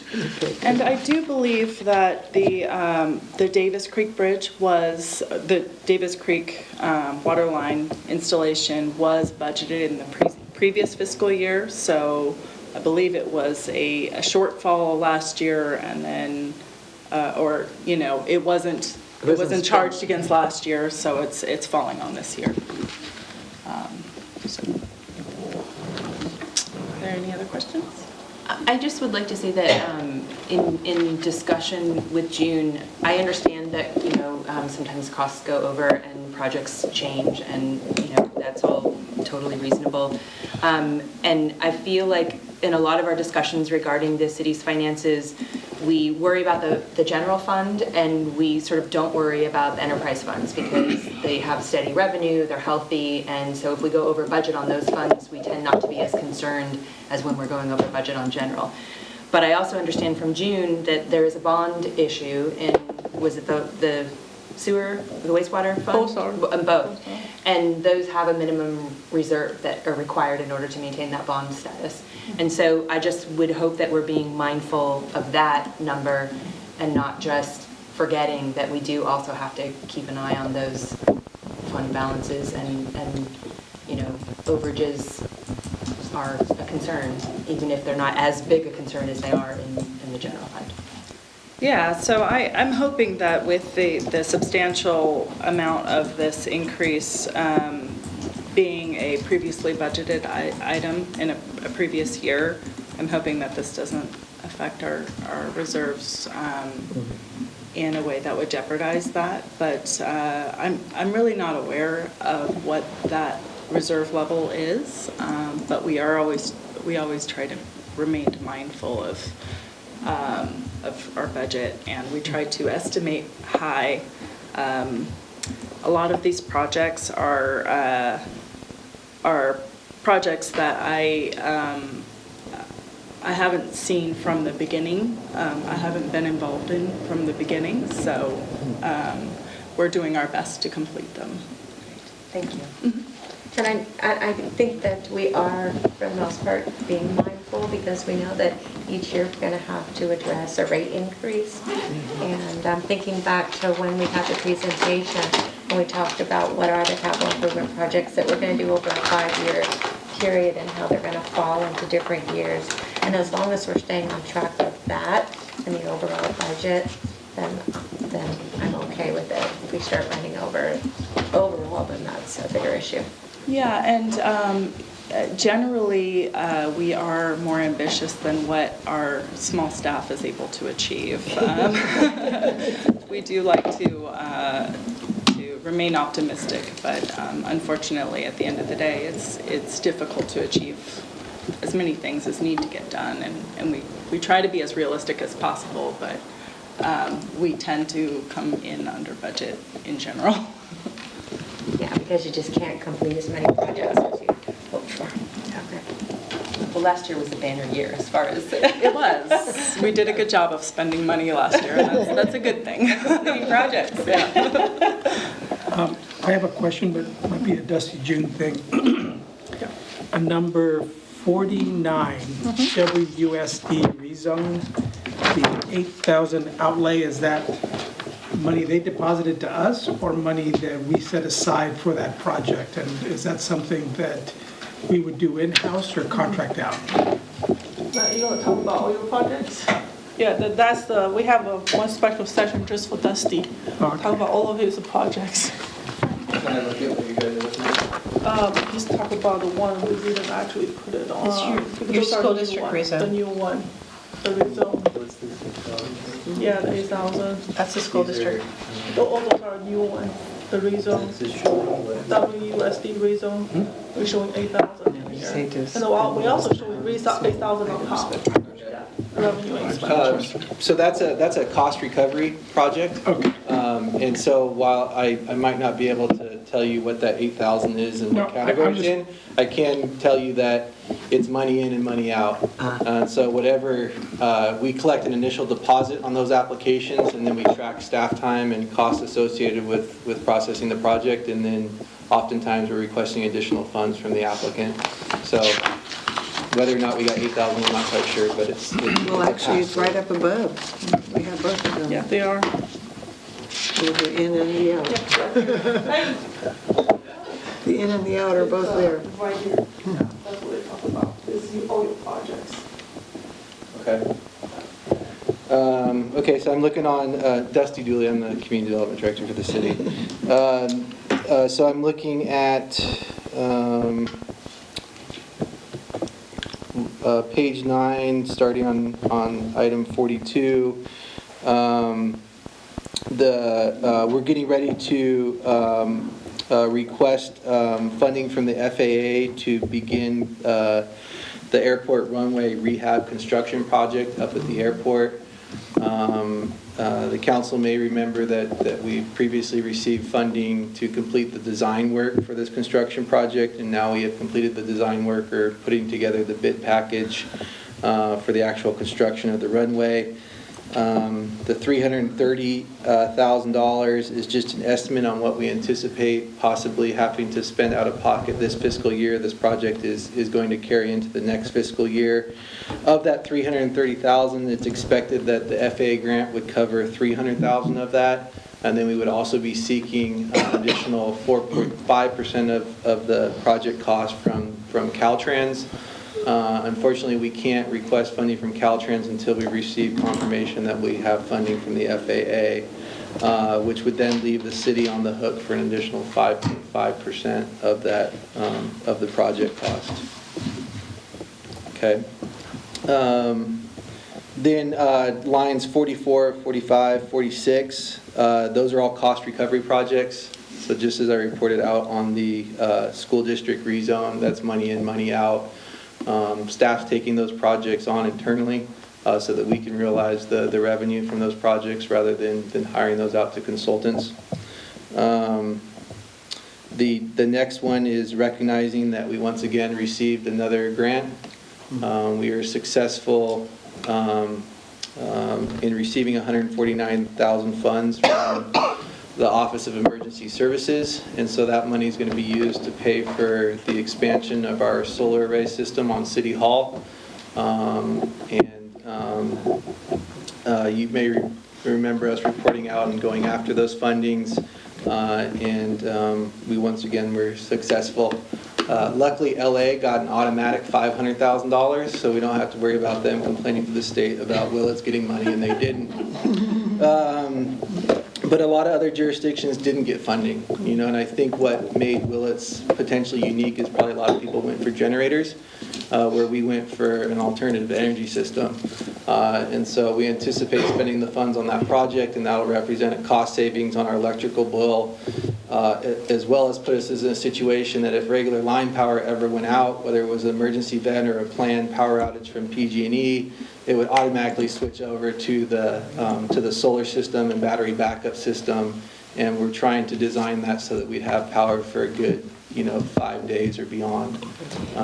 And since PG&E you mentioned at the last meeting, PG&E allowed us to use our City Hall as a community sanctuary center, what do they call that? A community resource center. Yes, so that would help us continue to run that, right? Yes. Well, and actually what's interesting is they offered to supply generators for that. So we can attach our new generators from PG&E to this system. We'll have battery backup, and who knows how long we can run. So the solar that is being, we're expanding the solar that was already there, and it is going to be enough to power this whole facility? Yeah, when we made the request, we worked with a local solar contractor who volunteered his time, and what we did was try to estimate and size a system that would provide the power needs for City Hall for at least 5 days. And when we had the PSPS situation, we had regular City Hall folks working in their offices. We also had the community center full of a number of folks who were using it for their power needs. We were able to actually take a reading at that moment. And so we actually had a true understanding of what City Hall's energy needs were during that situation. So hopefully all that puts us in a situation where we can design a system to have multiple days of power should we have an extended power outage. But So that's just a pass through. Ongoing all the time. I mean, if we have the solar. Right, so the solar is working for us the entire time. Right. So the first thing it's going to do is make sure that our battery system is full and powered up, and then beyond that, it's going to meet the energy needs of the city, and when that's not being used, it's just pushing into the line. Okay. So it's a good thing for the city, and then again, there's minimal staff time to manage that, but there's no cost to the city. So there's no matching funds. It's the $149,000 is there to represent the award. Well done. Good job. And I think that looks like that wraps up. The last attachment, those pages is yours.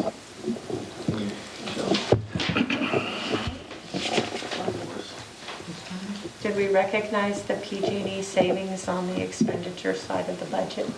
No. Just throwing it out there.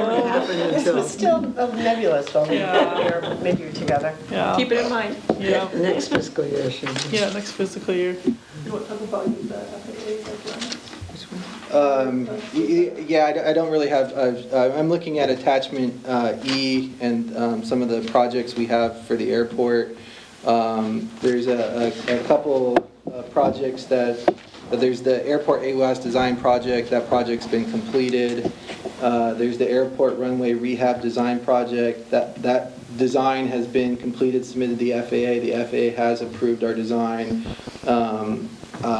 The bidding for the construction portion of it is actually included in the scope for the design project. So even though we are under budget, we still want to leave some money in this year to pay for the bidding for the construction project. But the good news is on both of those projects, we completed them under budget. And so we're recommending that cost savings now be used towards paying for the actual runway rehab construction project. And then I think that's, yeah. Any questions on the proposals? From 1 through 61. Or 62, you added one. Actually 63, because we're going to add it on the revenue from cannabis permits for 34,000. Oh, okay. Some change, yes. 34,223. And revenue outgo, or not. Revenue side, yes, Yeah, increase. revenue and then the outgo. Okay. Yeah, and then that decrease of that 35,000, yes. Okay. Yeah, Estimated. yeah. So Any questions? Well, and when you make your motion, I'm assuming it'll be an increase, not a decrease in the resolution, right? it'll be with the additions that June was just mentioning. Yes, we'll amend it with the verbal amendments that we've made tonight. We will add those to an amended resolution. Okay. Yeah. So instead of 61, now to 63. 63 proposals. Right, 63. Okay. So I will make a motion to approve the recommended action with the additions that were made tonight verbally. Do I have a second?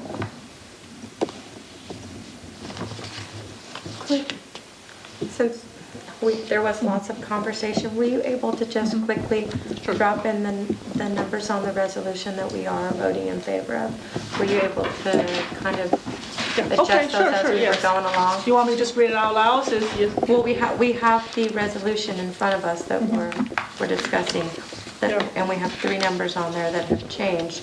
Were you able to, in the course of the conversation, kind of adjust those numbers, or? One of them was just an estimate, though. I just want to make sure that I have a general understanding. Can we also Yeah. change the 2 instances of the word decease and change it to decrease? Well, isn't it increase? I did. Well, isn't it increase, not decrease? It's still going to be decreased in the general fund at this time, because remember, we were thinking number 62 is increased expenditures from cannabis tax allocated to the fire department for $35,000.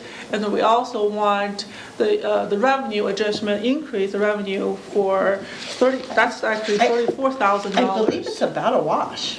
Right. So I think that if you Yeah, kept so the that's numbers why the way they are. Yeah, my number on the page 4 right here, this request is $20,948 is still around that neighborhood. Yeah.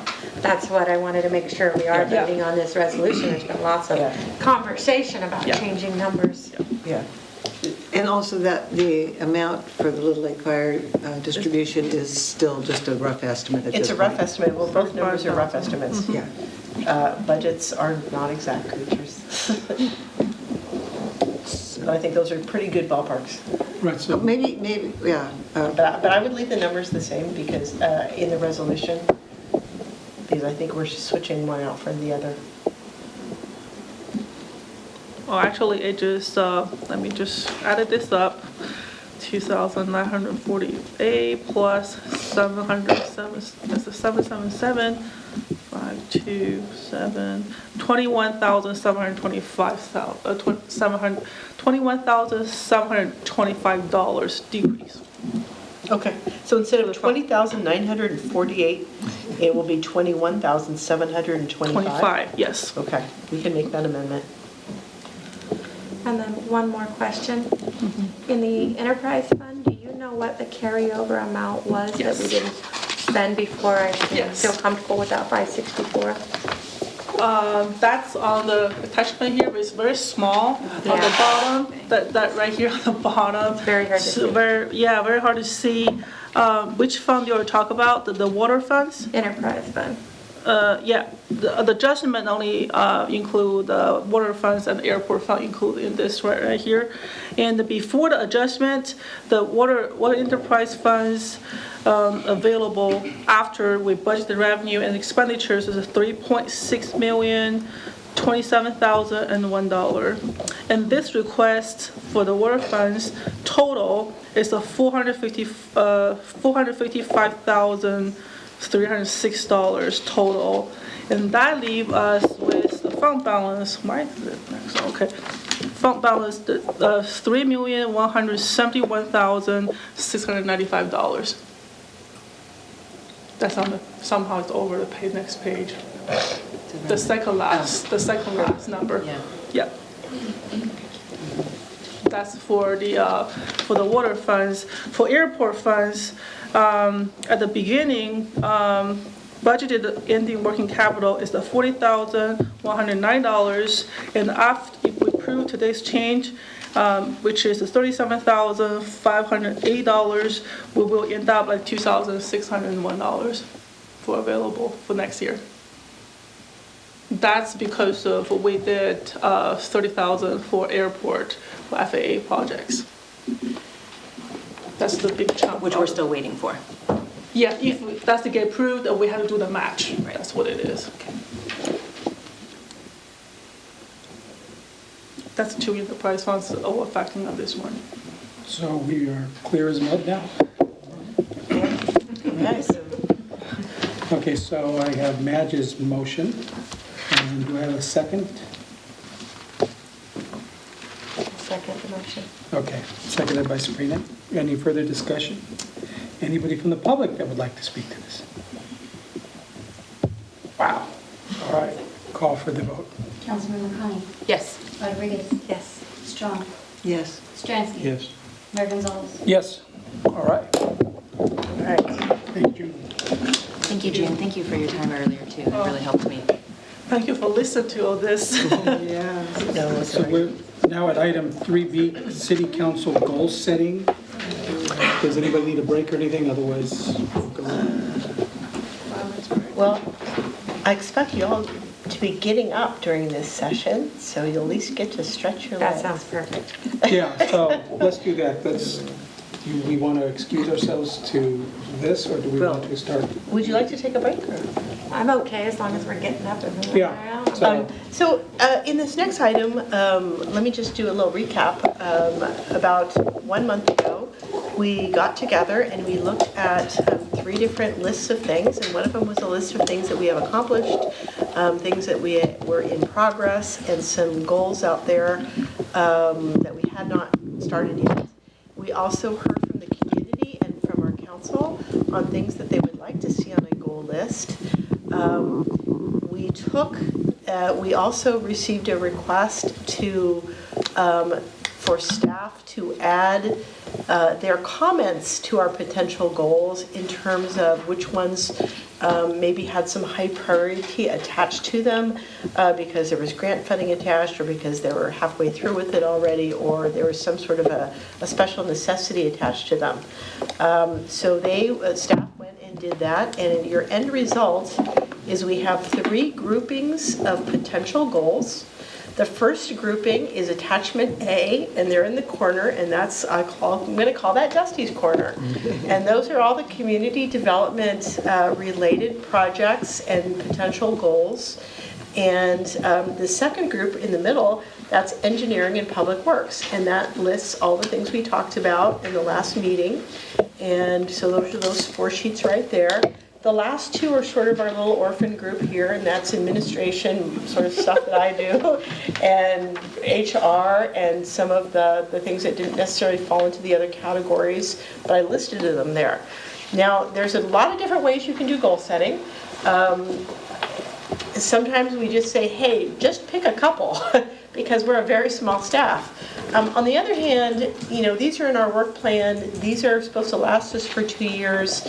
So we've got a couple different ways we can go. One way that was suggested by one council member was everybody got a different color pen. And then you can, one thing we can do is mark each group, rate your 10 from 1 to 10, 1 being most important, 10 being the least. And those are your 10 most important things. And staff will somehow figure out a way to, with all your brightly colored numbers, to figure out which is the most important thing.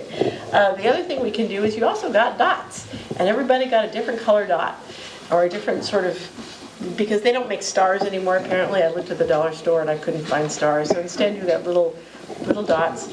And another thing you could do is take your 10 dots and pick maybe 5 projects and arrange those dots in those 5 projects that you just love as to how many dots are your favorite.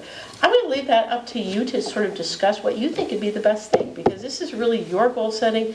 This should come from council. This is sort of the essence of why we're here. So tell me what your thoughts are, what you think would be a good idea, and we can do that, any of those things. Can I? I was going to say maybe open it up to the public before but unless you had something. I was just going to say, I'm not a huge fan of the dot plan, because I feel like in past years, what happens is maybe 2 council members put 6, they each choose 3 of their dots, and they put 6 dots on something, and then some other issue, all 5 council members agree that it's important to put a dot, but somehow that's only got 5 dots and the other one has 6 dots. Well, it's not a consensus. 2 people thought it was important, whereas 5 people thought the other one was important. So I really feel like it should be more about consensus, and there should be a minimum of 3 council members who think something is a priority for it to even be on the priority list. If only 1 or 2 people think it's a priority, that's not really representative of what the council as a body is thinking of. So that's my 2 cents on dots. Any other comments here before I open it up to the public? I also have some questions about either of those 2. I don't think we should do both of them. It seems like we're crazy.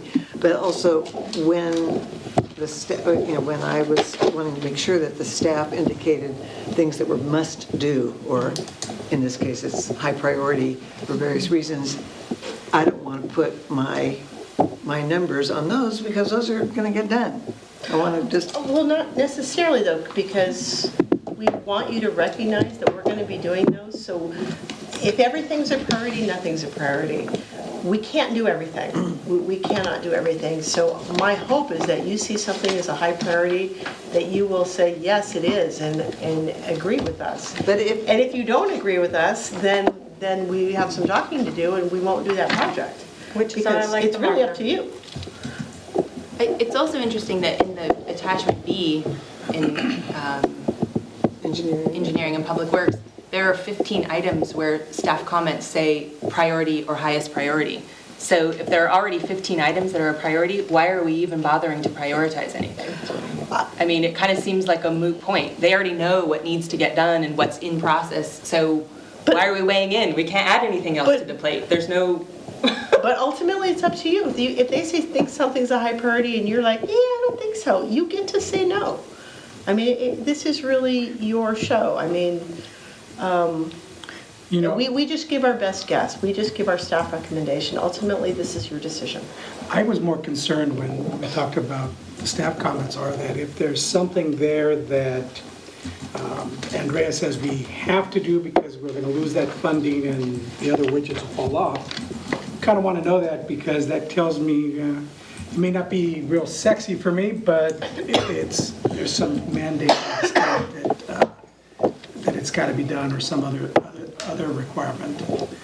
And that's how what I was looking for, that kind of direction. Like, Right. I could want world peace, but today it's got to be coronavirus or something, you know.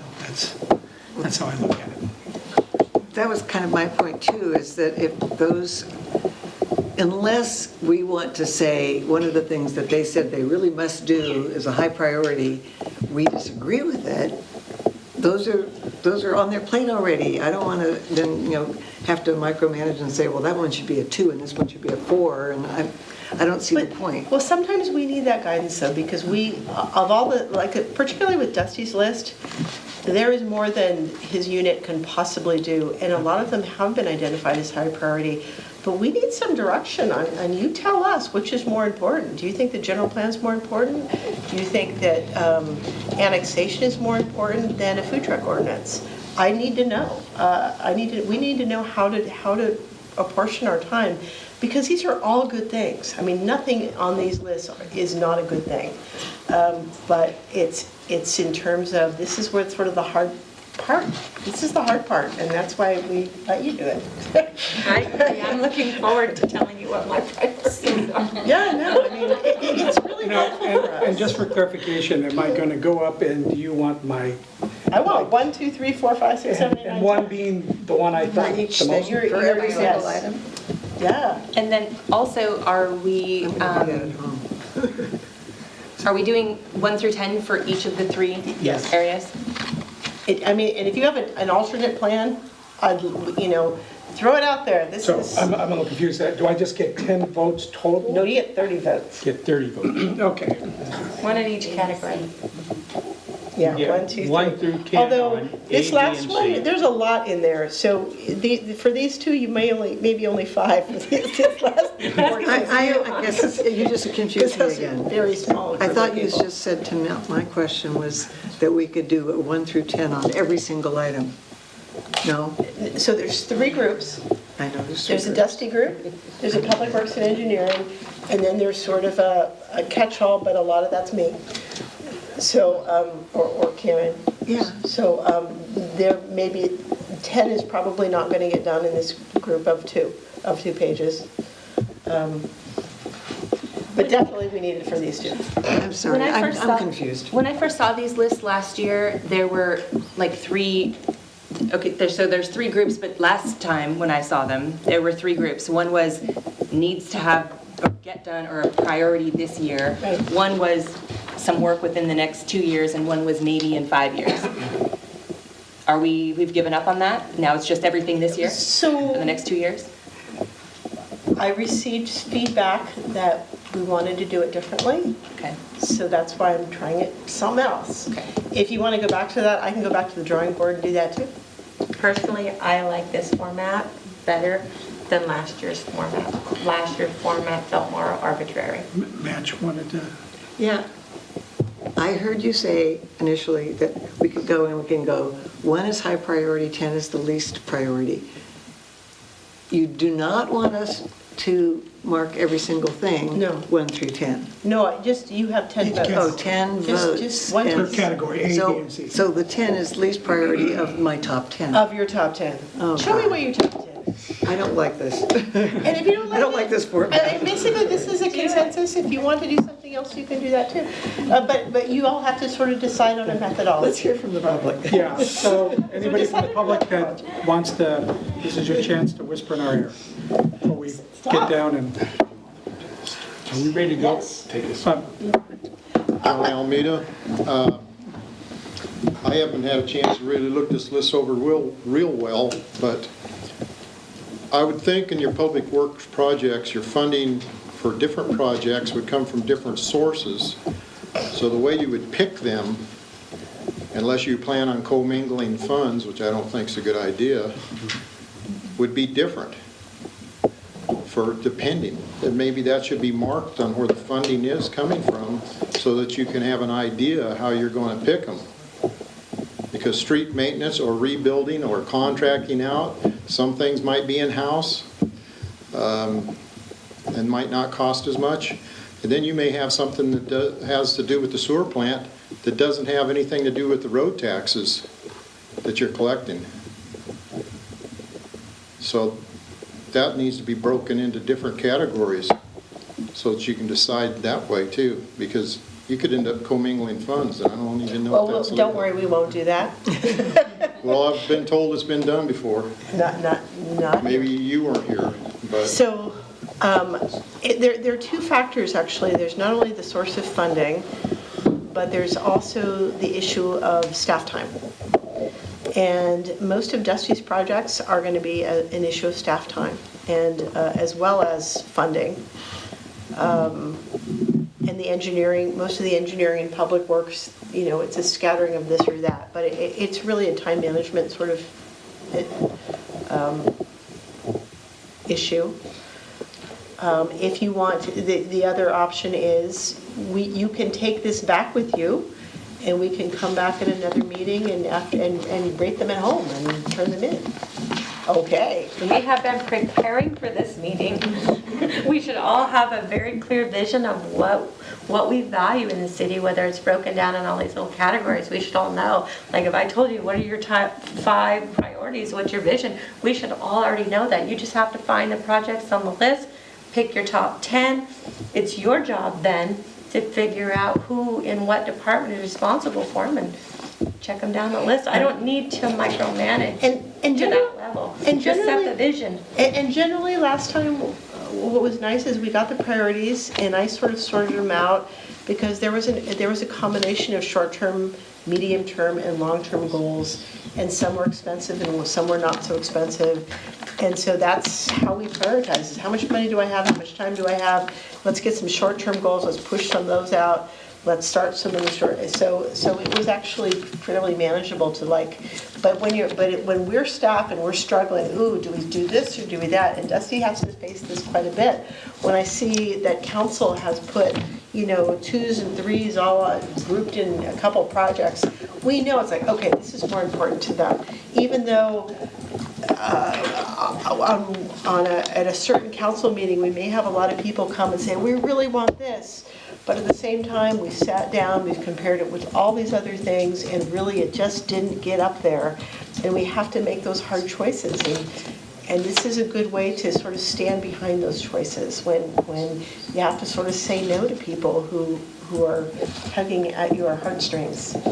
the last thing I wanted to say is that several years ago, the people of this community voted in a 1/2-cent sales tax for funding of road and street repair and rebuilding and such, because the roads were in such bad conditions. So keep that in mind when you pick your projects, that they have, I believe you must receive federal fuel tax, state fuel tax, and now you're getting a 1/2-cent sales tax. So those are 3 funds that are going to streets, and I use the streets more than I use the parks. Well, those are absolutely going to be used for streets. I mean, those are a given. and we have a pavement preservation project, and we have a list of streets, and Public Works and Engineering are going to come back with a street prioritization list. And that money goes towards streets, and they go into the prioritization that council chooses, not at this meeting, but at another meeting. But we use those funds for those purposes. Is that a public meeting? Yes, it is. Let me know. It's a state of the pavement report. It was awesome last year. It was really good. All right, next. It was on a regular Anybody else agenda. that would like to speak for the public on this before we break down and start walking around? Did you want to say something, Mitch? Well, I want to, if anybody else from the public I'd like to hear from first, but I really don't feel that rating 1 through 10 out of 30 must-do projects makes a whole lot of sense. Maybe what we should be doing is 1 through 10, the ones that we would least mind giving up on or something, because it sort of reminds me of these surveys I get usually from the Democrats, because I happen to be a Democrat, and they say, you know, which of these things that Trump is doing do you really object to? Rate them 1 to 10. All of them, you know, I mean, yeah, it doesn't make sense to me to say, I hate this one the most and I hate this one the second most, or vice versa.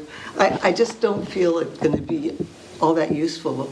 And and again, you know, bearing in mind that some of them are really big projects and are going to spread out over 2 years and are going to require big funds, some of them general funds, some of them road funds. There's all these other factors, and I don't. Okay. I find this not to be that useful a process for me personally. Larry? I think that everybody on this council should know what they think is right and what they think is wrong, and you need to put your number on it with your coded pen. And so if I do a wrong one, then all of these people sitting out here in the thing can say, Larry did that, and he thinks that this is the top priority. Because that's my job, is to say to all of the staff, these are the things that I want. I'm going. Did you want to say something? I'm putting my numbers down, so if you guys are not putting your numbers down, then that's not too bad. Thank you, Mary Dusty Dooley, Community Development Director.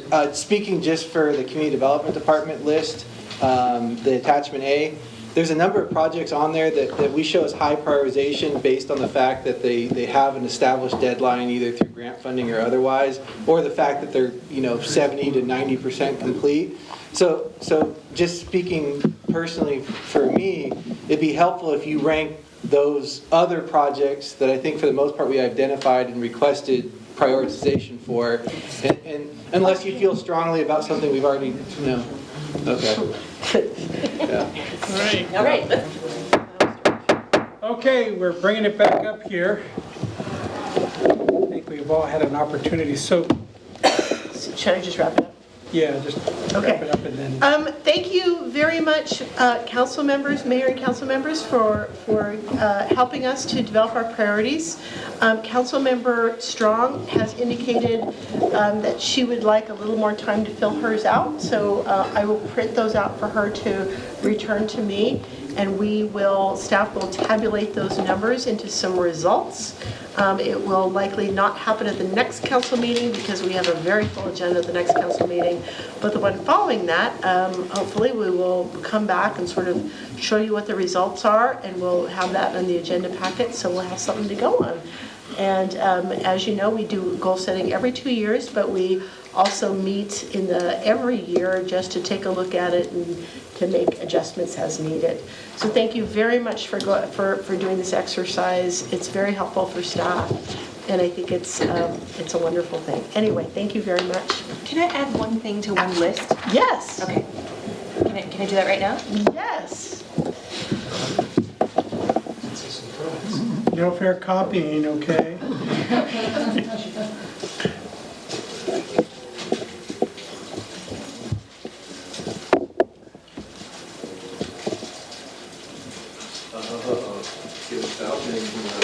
What's it say?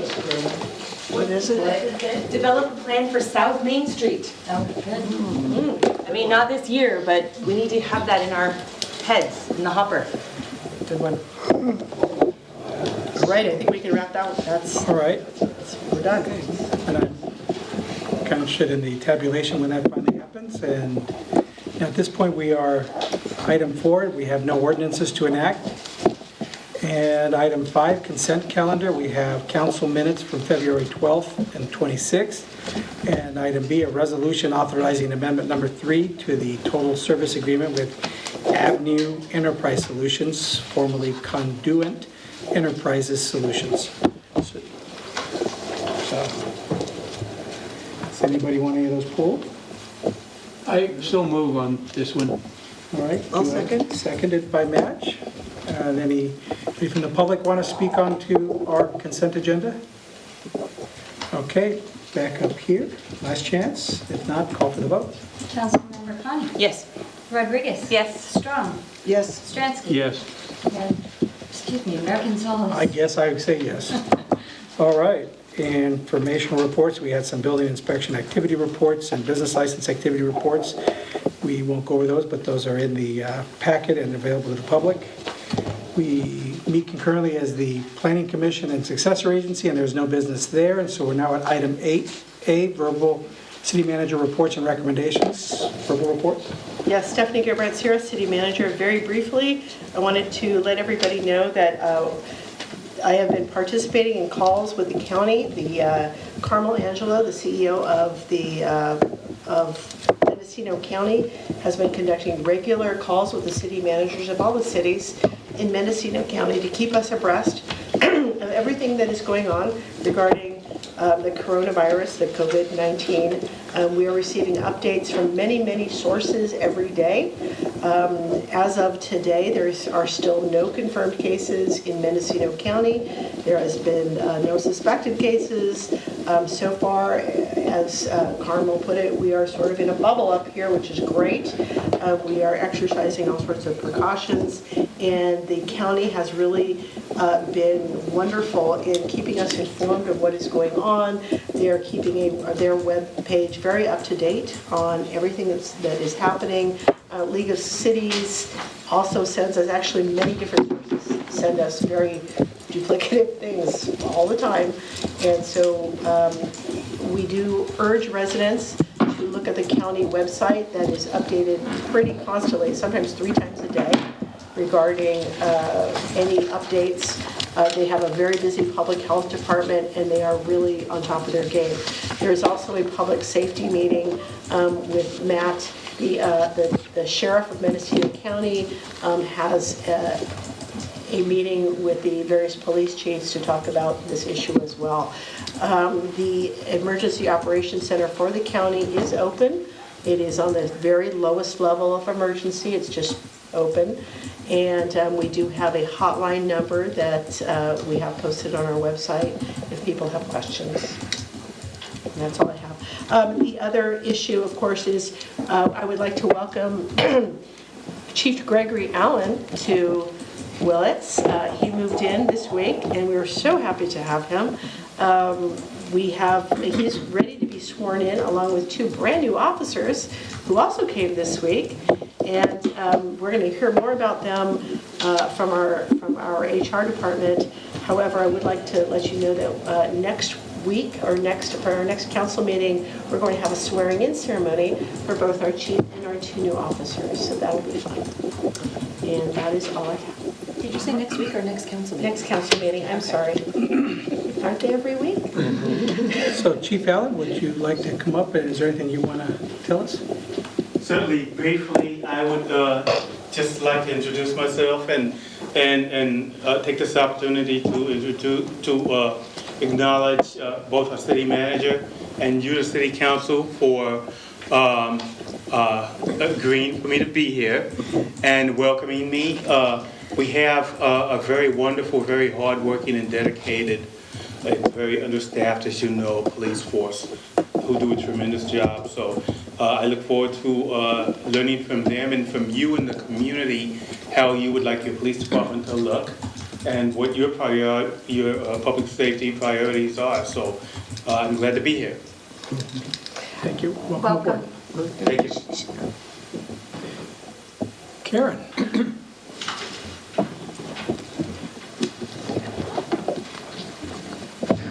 Good evening, Karen Stevenson, your HR department. I want to first of all tell everybody Happy Wednesday. I want people to remember to take a moment, step outside, and enjoy the beautiful weather that we're having, and what a wonderful place it is to live and work in our city. I do want to acknowledge that we do have 2 new police officers, Maximus Barabino and Cody Pearson. Maximus comes to us with, I think, 12 or 15 years of service, and Cody Pearson is new. They joined our family on the 9th. We're excited to have them, and they're very excited to be here. They're loving it, which is great. We also are sad to say goodbye to Ryan Stockoff. He was our school resource officer. He also provided us with some active shooter training, which was very important. Very well liked within the community. He's going to take advantage of his GI Bill and become a helicopter pilot. So we wish him his best. This is his dream job. And we want to offer a huge congratulations to Kenan. He stepped out. Kenan is now our permanent public works superintendent. He has really big shoes to fill, and we're confident that not only will he do it, he'll make Bill and the city proud, and will continue Bill's legacy. And we'd like for you to give your support when you do see him. We also want to offer congratulations to Michael Stainbrook. He is our new Community Service Officer 2. He's replacing Brandon Tripp, who took a job over at CAL FIRE, and mainly because of compensation. So that's it for human resources. Thank you. June, do you have anything else? No, I think I had enough for today. Dusty? No? Last chance, okay. Kathy? Nothing this evening. Jim? Thank you. Just a couple of things on the horizon. At our next meeting, we'll have the water disconnect policy resolution for you. And also, I'm working on the sales tax measure to get that on the November ballot. And we hope to get that to you quickly, too. What's the deadline that we as a council have to make a decision by? A decision on what? On whether or not we're going to move forward? With the sales tax measure? Yes.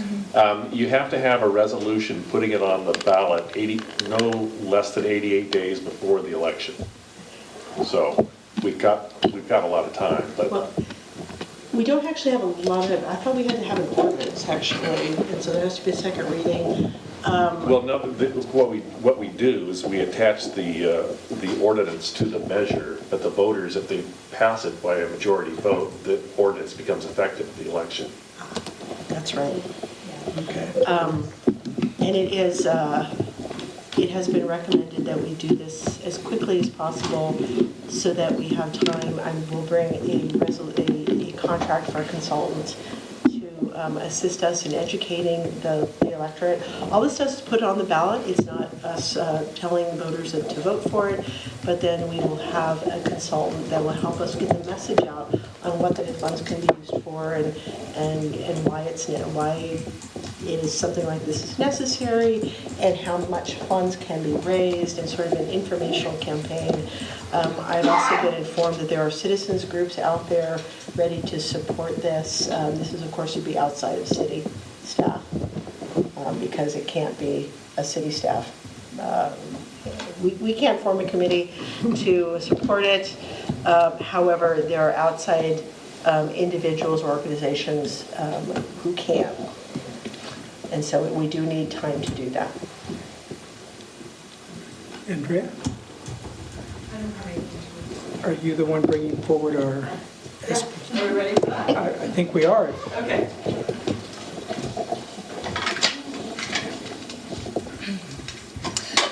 So this item is related to the previous discussion on SB1 funding. This is a formality to be eligible for the funding, And we participate in two SB1 programs. This one is related to the local streets and roads program. And our eligibility is tied to our maintenance of effort, so the contribution from the general fund. However, we are moving forward with being eligible by adopting a project list. This is the project list that we've put forward in previous years. We do an annual traffic striping program, and our aim is to do 1/5 of town a year and put it on a rotation. And then we've had Creekside Stabilization Project on this list for a couple of years now, and we've been carrying it over. The first year, they were bringing the sales tax, the SB1 sales tax online, and we only received about $28,000 that first year. Our annual striping is right around $55,000 to $60,000 a year. So we didn't have enough money left over to pay for Creekside. And last year, we had about somewhere in the neighborhood of $30,000 left over after annual striping. So we're hoping that we'll receive enough funding this year to make it a complete project and to pay for the full cost of the project, which we have estimated at about $60,000. So that's what we're recommending. We use this funding for, and in order to be eligible for the funding, we need to adopt a resolution stating our project list. Are there any questions? Any questions? It's not a question, just a comment. I didn't select the Creekside thing as a priority. It doesn't mean I don't think it's important. I think that what was so great about the state of the pavement last year was that you sort of gave us a framework of the projects that needed to be done, but there was an understanding that if funds or timing worked, because one small project which was lower on the list could be done, then you'd have that freedom. And so that's kind of how I look at this, that, you know, when it works, you take care of it while you're also working on the bigger picture. So Yeah. I didn't choose it, but not because I don't think it's important. Thank you. Yeah, we have it's a sort of a sunken section of road that we'd like to address. So this funding seems like a good fit for that funding. Does that have anything to do with the creek that runs in that area over there? It's a good question. We did some soil investigation in that area to better understand why the road was failing, and a river run was found in that area, so it could be related to an old creek bed. It definitely has underlying soil or underlying subgrade issues. Okay. But we've investigated like the storm drain and everything, and we've eliminated all of those other factors there. So we're just recommending a road rebuild through that section. I do want to make a correction on her comments. There's a $30,000 left last year. There's no gas tax money whatsoever left last year. Remember, we had to put $200,000 from transportation sales tax to chip in, transfer to the 201 gas tax. So there is no money left in gas tax. I just want to make that correction. Okay, well, so we're supposed to be tracking our SB1 funding separately, and we received $88,000 for these projects specifically, and we spent $58,000 on our annual traffic striping. So that's what I based my figure on. So I just want to make the reason is that because she haven't counted her own staff time yet. That's it. okay. I just want to echo what Greta said, is that again, when I prioritize, same thing. I like the way you guys do what I call more of an analysis, a kind of a scientific thing.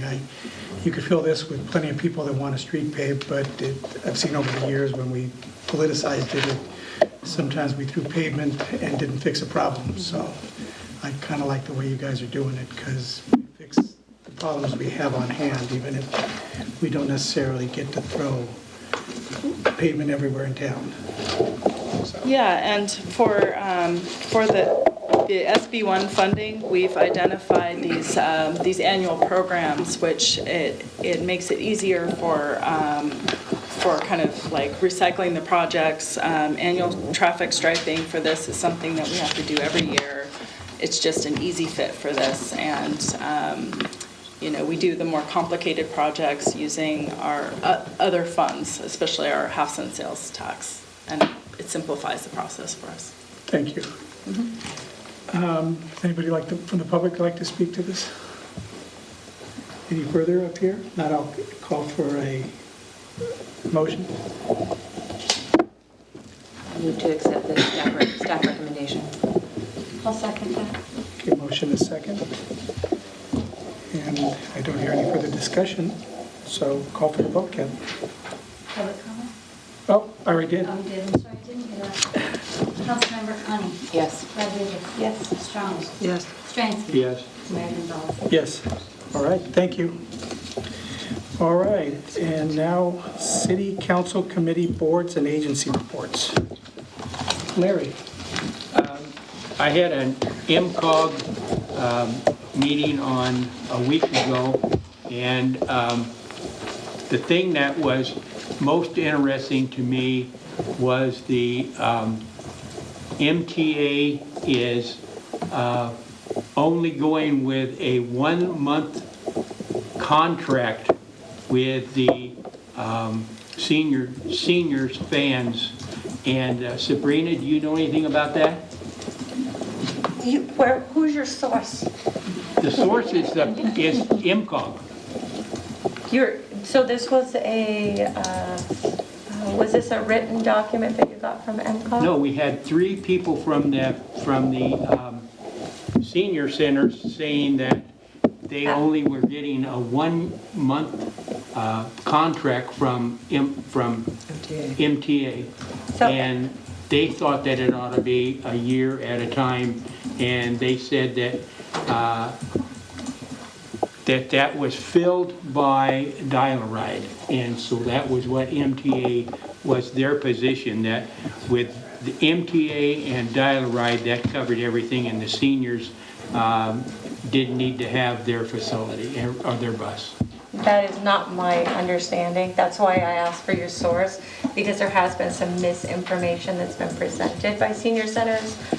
Some of it is just a lack of understanding of the contracts that we have with them. Some of them fear about changes. So could you tell me what the scoop is then? What's the truth? Well, what MTA recently did, and recently being, I believe it's been about 6 months now, is that we have some, so MTA is the transit agency, and then we receive the funds from MCOG.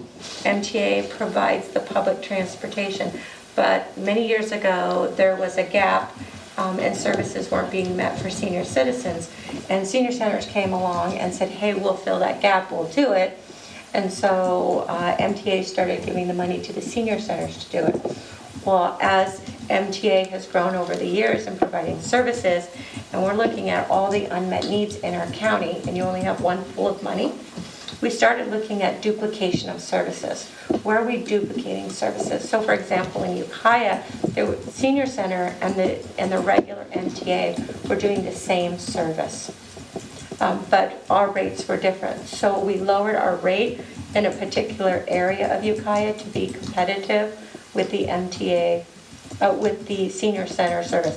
The senior center is not happy about that now because the riders have other options, and there's been some concern over whether or not the senior centers, I believe we have 5 senior centers, will get less funding.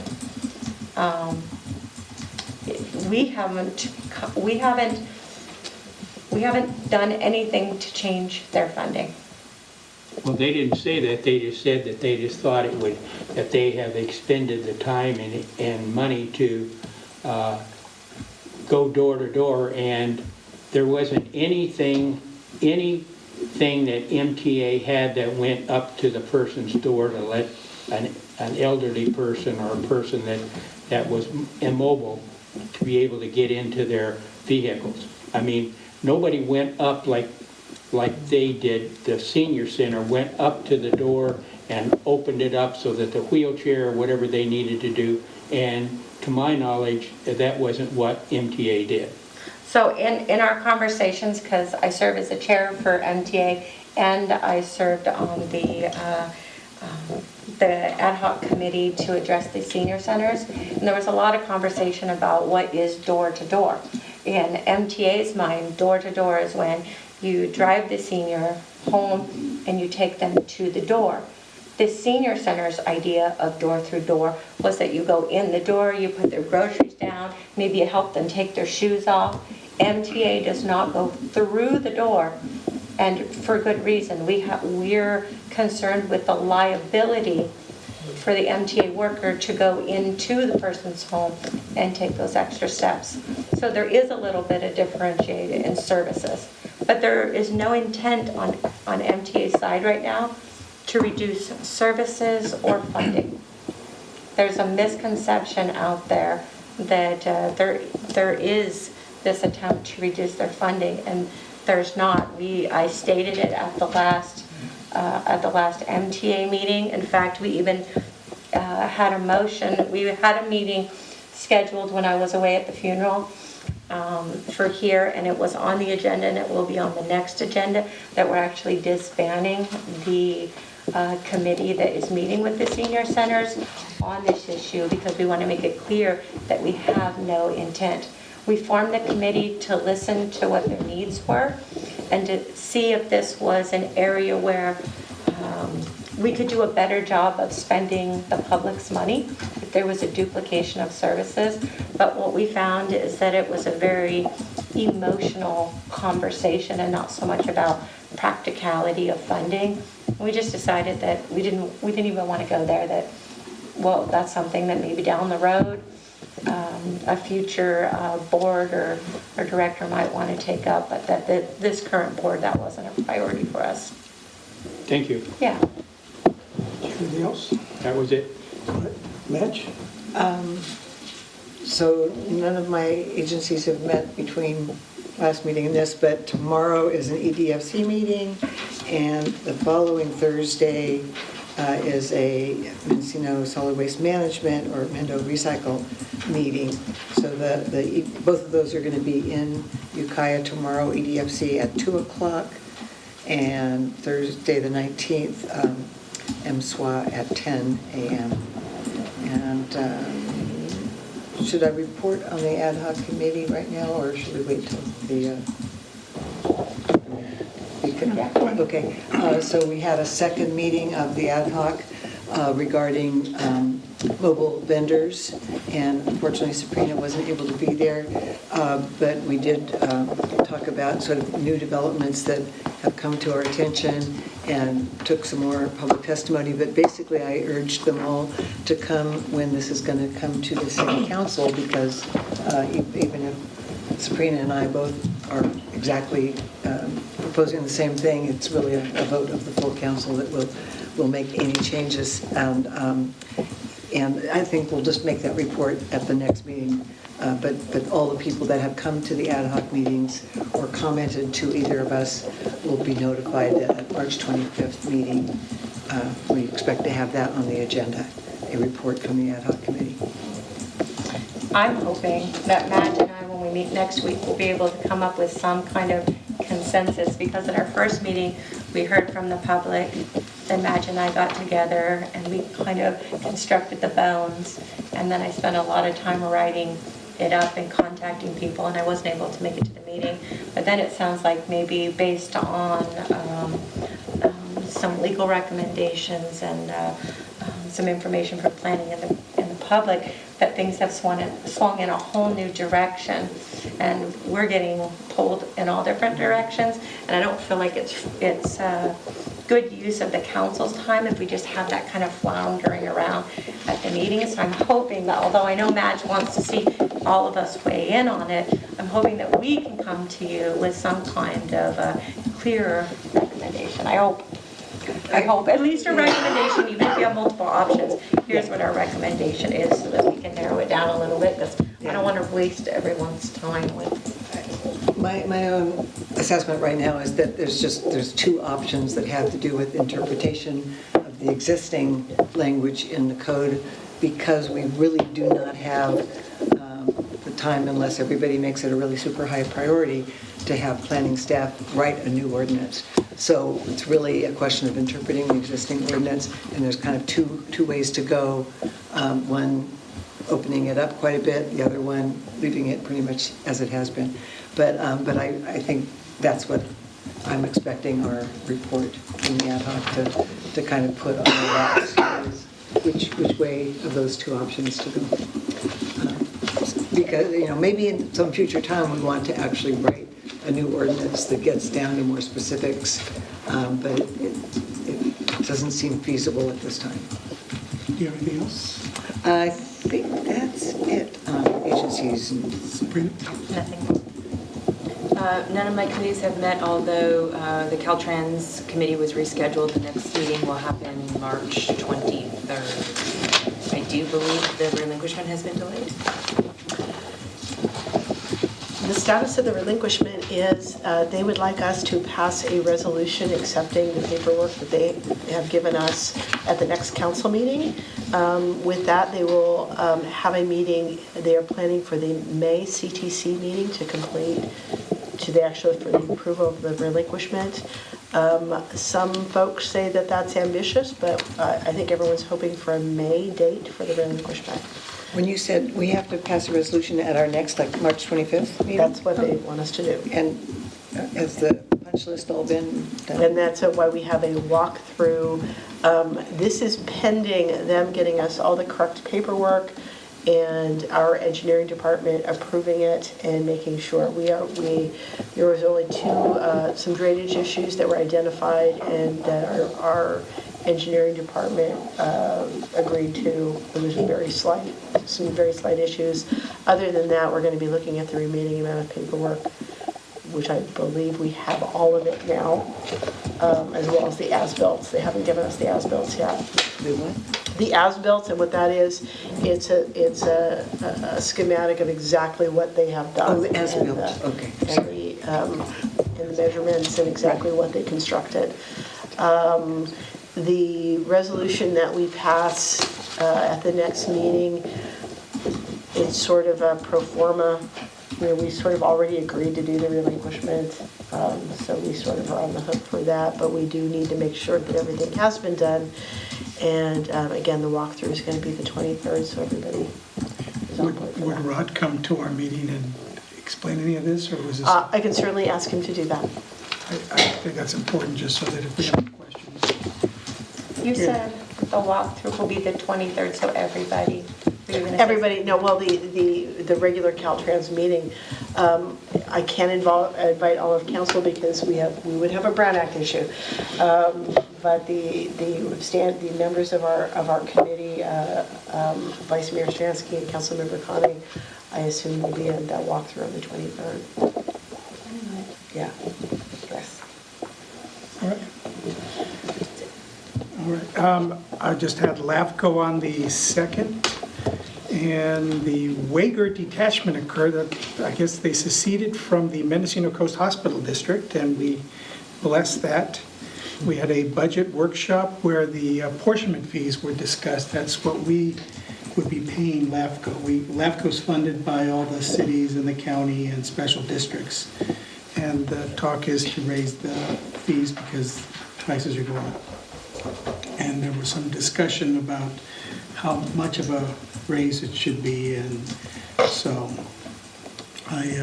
knowing our budget situation, I was advocating for not raising them as doing it incrementally instead of a big sticker shock sort of thing. And it sounds like Supervisor McCowan was kind of along the same lines too. The county, I believe, pays the most in fees, and then the cities, and then even the old cemetery districts pay fees to LAFCO. So that's how they're funded. And then one of the things that's coming up is the Ukiah detachment from the sanitation district. City of Ukiah wanted to detach. That's another one that's, I'm sure, will be interesting. And so those sort of things are coming to LAFCO.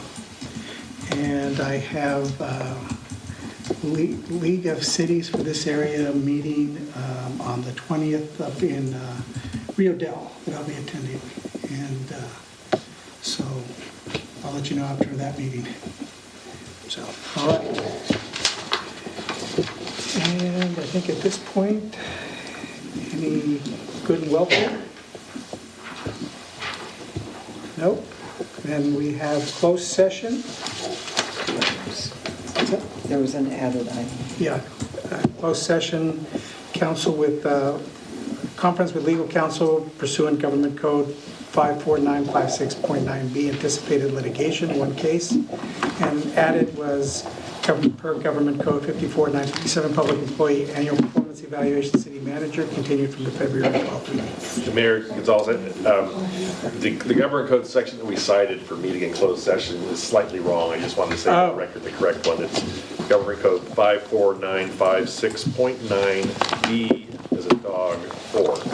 And that's for the second item? It's for the one that was on our agenda. Oh, okay, hey, okay, thank you very much.